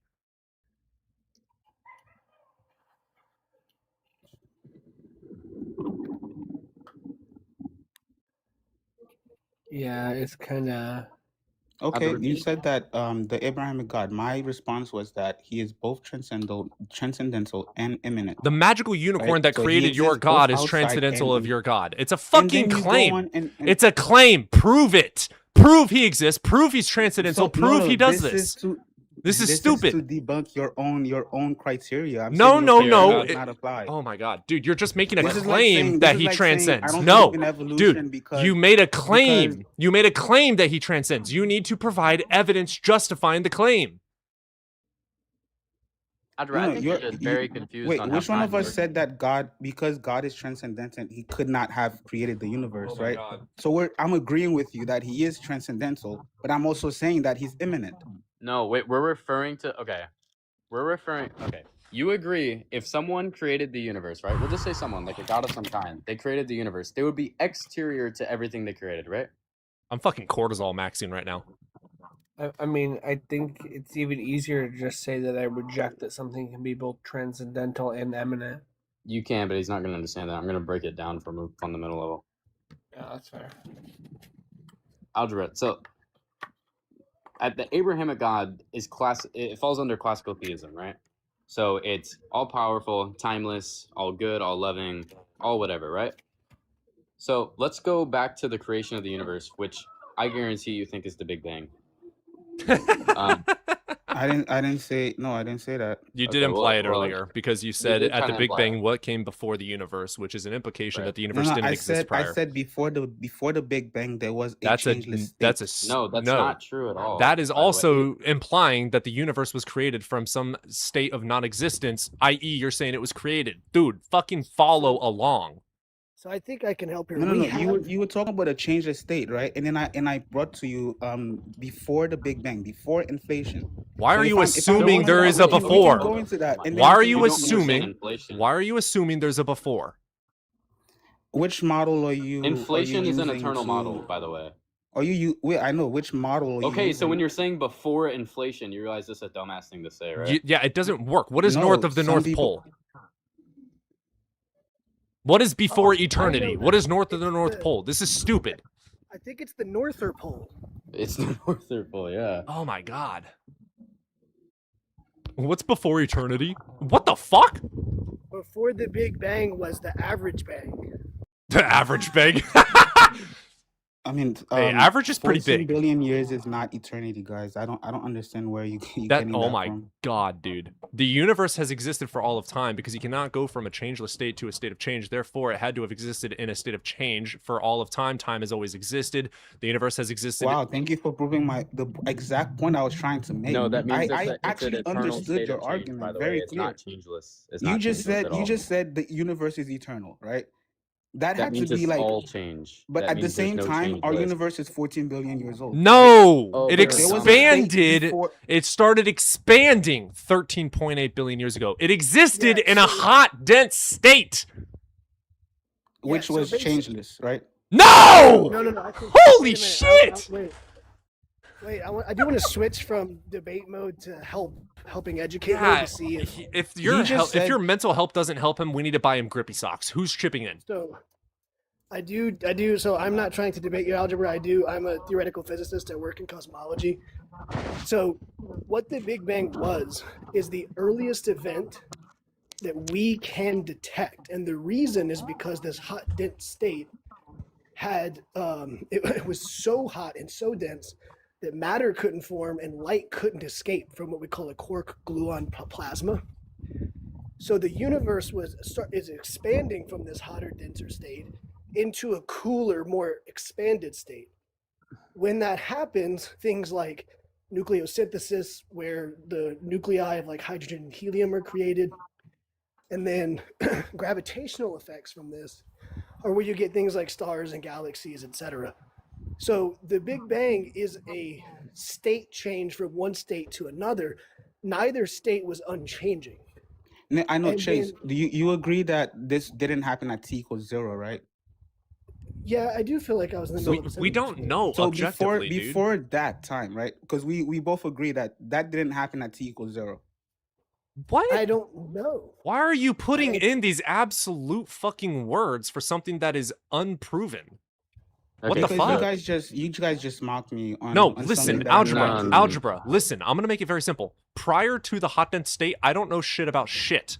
I don't know I if understand that, but I'm saying, what the was that at universe t did. equals I don't know 0? about time. We don't Was fucking that know. at t equals 0 We or not? don't know. Yeah, so for It's example, a relative t equals 0. yeah, but for example, there are models for which you could say maybe t equals 0 at that point, and there are models that are equally valid, like conformal cyclic cosmology, that would say that the universe was always in a state of expansion and then contraction and then expansion. So our Big Bang would just be our contraction. Which is what I would hold to, but we don't know. But still, from our perspective, that still wasn't at t equals Perspective, 0. sure. Perspective, Yes, sure. from perspective, I can give you that, but even then, we can't say. So t can we equals agree 0. that it wasn't at t equals 0? No. Oh wait, There are algebra, many hold on, different hold on. models, I understand brother. you're trying to present Let me an give eternal you like universe. That's like an maybe- atheist. Let me give you like a project. thought No, experiment. I'm Maybe not this will trying to help. present anything as an atheist. As a scientist, I'm trying to tell you what the science says. That's just your particular brand of like an eternal universe. Is that the scientific consensus? Yes, I don't have a Eternal particular universe. brand. I don't have a particular brand. The This is whole Roger. just said the universe is eternal. Was that a Hey, factual my guy, statement? do you know how the middle of sentences work? They don't start at the beginning of yours. So this is proposed by Roger Penrose, a Nobel Prize winner, this conformal cyclic cosmology. But we also have ekpyrotic models. We have emergent universe models. And so there's all these models, and they're mathematically valid. Mhm. Okay? So we can't pick one. There's not a consensus. That's why when you say, so can we agree that it starts at t equals 0, the Big Bang was t equals 0, that's why the answer is no.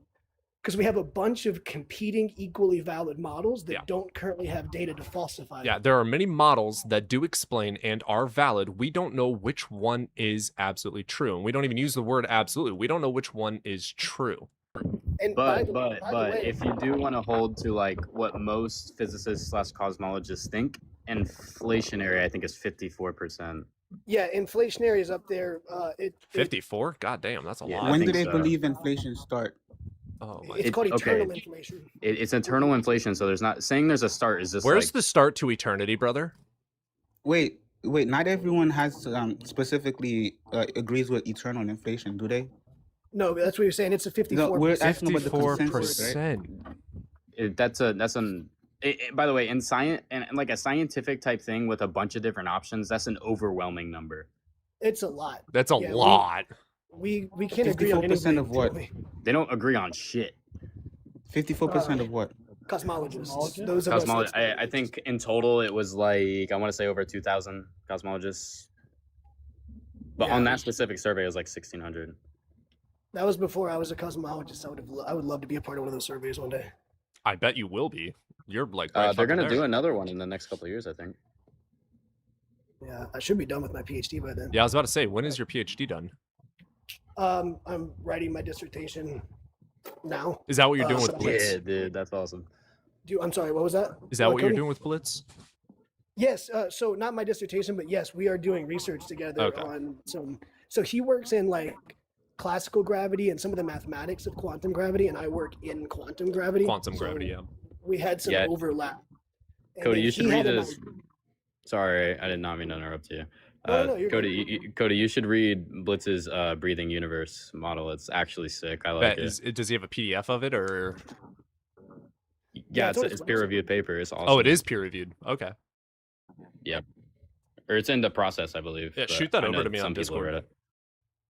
But yeah, that's actually how I got involved in this community. Was Blitz was like, "Hey, you're pretty well spoken. You should help do the science communication thing," which is why I care more about that than the debates most of the time. And that's why I was even telling you algebra. I'm not trying to argue. I'm just trying to help us sort out the science, what it says, what it doesn't say, what we know. Don't know. I want to elaborate a little bit more on my position. There is a possibility that there could be a God that possibly made all things, okay? But this God would exist in the universe because first and foremost, existing in a changeless state means he can't fucking do shit. Even if a God existed external of time, he could exist there, sure. He wouldn't be able to think, move, interact, do anything. So he would not have been able to. So if a God exists, it would have to be in time, or there would have to be a substantial amount of evidence justifying the belief that something external of change in time would be able to interact with change in time. Okay, so there is a possibility for a God. There is a possibility, but the Abrahamic God in particular is not possible in accordance with the laws of physics and logic. It is contradictory. It doesn't work. It's just not possible. Now, any God that I can't falsify, something like Vishnu, there's no reason for me to believe in it external of someone's imagination because, again, there's no evidence justifying a belief in it. I can't see him. I can't take a photo of him. Here's a good I can't example, see his interactions. CT's God. It's an unfalsifiable position, right? Right. He can give evidence in favor. We can have disagreements about that evidence, right?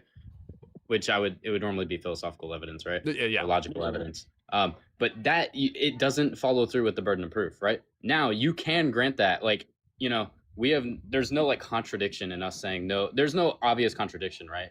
But it lacks the data in favor. Right. That's all it is.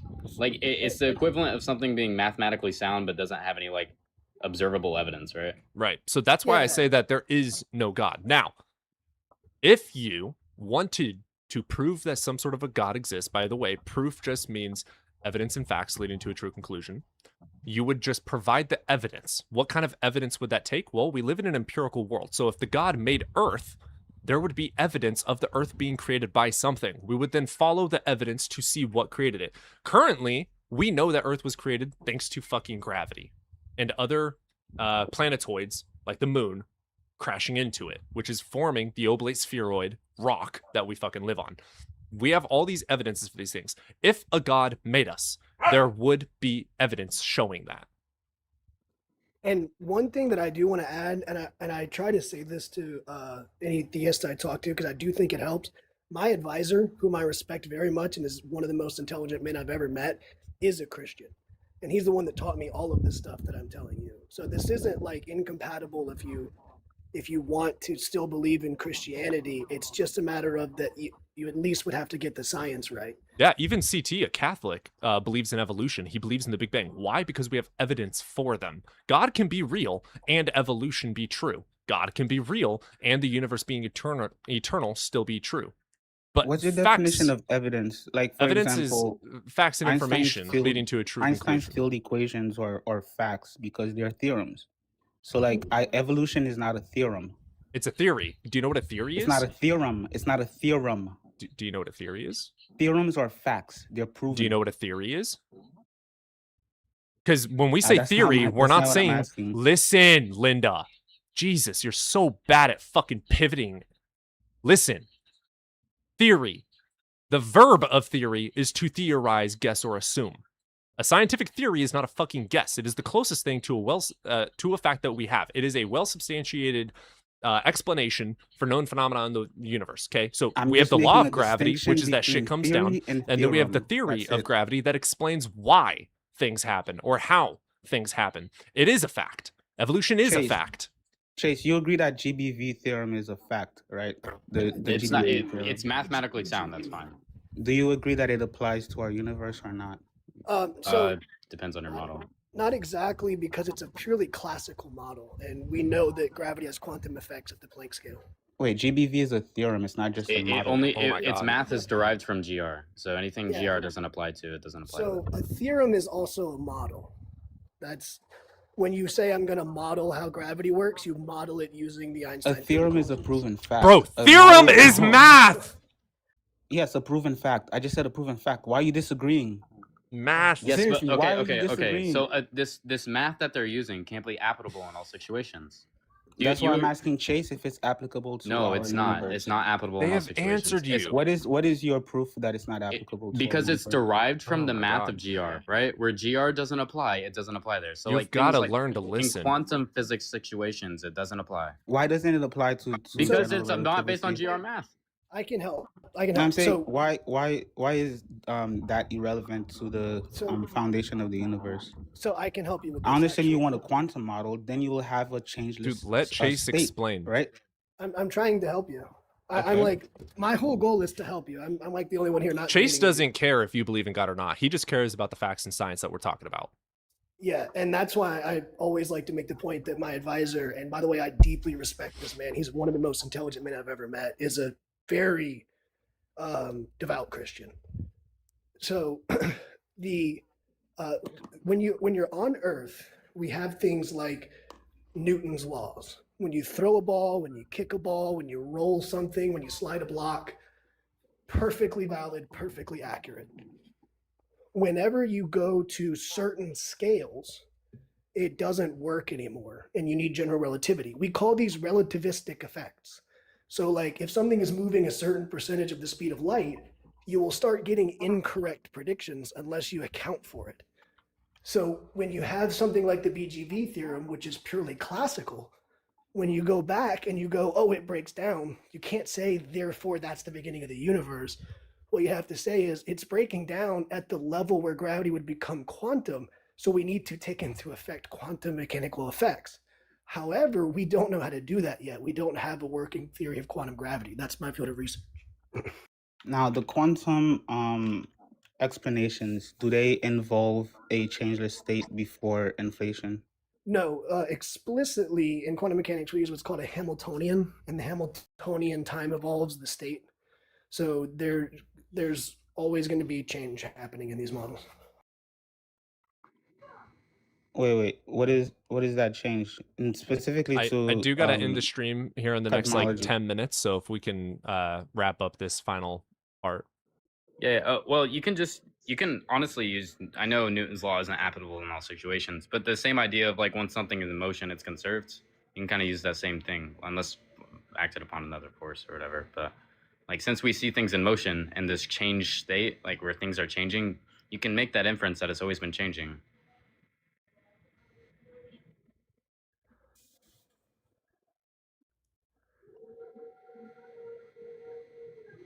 Okay, so like under that system, the universe would still be in a constantly changing state. Yes. Yeah. So, and again, I'm not saying any of this to like disprove your God or anything. I'm just saying, like, if you want to make cosmological arguments, I just want you to have the right cosmology, or at least the right ideas about how it works.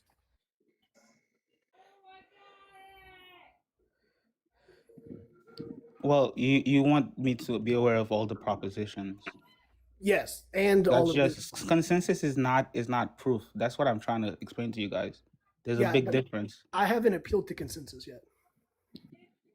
Well, weren't you the one who mentioned 54% of Yeah, cosmologists? that was me. That wasn't him. That was me. And My that's apologies. because an appeal to expertise is a valid form of evidence, right? I'm not saying it's proof or definitive proof in favor or derivative of of any kind. You know what I mean? But what I'm saying is that it gives you more reason to believe. It's evidence in favor because it's not an appeal to authority. It's an appeal to expertise. It's different. Does this quantum state require something to ground it? In your opinion, or no? I'm not sure. Would that be God then, or that's a philosophical question more than a science question? Yeah, grounding isn't something that we do in physics. That's like vertical versus horizontal. That's what. Isn't that what math is? Math is just applying the Philosophy. rules and axioms. No, it's a description. Yeah.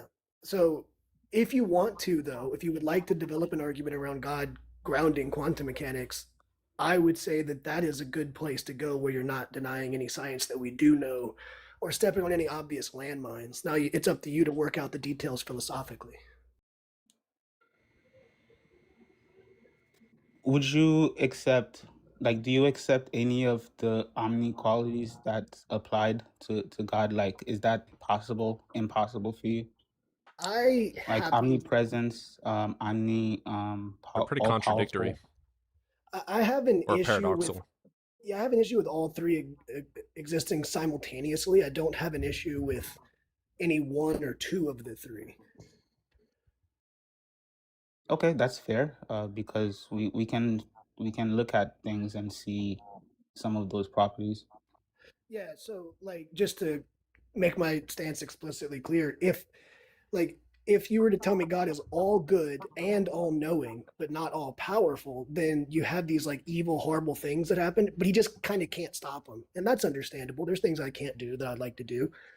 If you want to tell me that he's all powerful and he's all knowing, but he's not all good, that also gets me to the same reasonable conclusion of okay, well then he's okay with some bad stuff happening. And then if you want to tell me that he's all good and all powerful, but not all knowing, that makes sense. He may not be aware of some of the suffering happening. So I can accept any two of the three without having any contradictions. Yeah, but then it gets into the paradoxes. If you it's not necessarily. I think timeless is contradictory, but the three omni properties aren't contradictory in itself. It's definitely unexpected, but it does lead to paradoxes because you would have to, if he's all good, all powerful, and all knowing, but things like grape exist, right? You would have to as a theist, you would have to say this thing must inherently be good if he's all good, which just leads to weird paradoxical reasoning. I do have about 4 minutes left. Yeah, and he summed it up well when I said I can't accept any two. You could convince me. I'm also a non-resistant non-believer. I know some people don't think that exists, but I would totally believe in God if there were evidence, and I don't even have to have a personal experience. Me too. If a good enough argument, because if this is true, I definitely want to be on the right side of this thing before I die. So if you were to have this argument where God is needed to ground quantum mechanics or quantum field theory, and you're able to present it in a way that a philosopher could explain it to me, because I'm really dumb with philosophy. And then once I understand that, then you also posit that he has two of the three omni traits. I mean, I can get on. The thing is, we can say, because I wanted you to identify a first principle, and then we can see if that necessarily requires a principle in itself, right? So, for any principle that you can identify, I can identify one that grounds it. And so, that's kind of the classical argument from contingency. Yeah, and I think an atheist recently presented an even stronger argument where it's not going across time, but all across all of space time, you need a first principle. You want to know what the first principle is?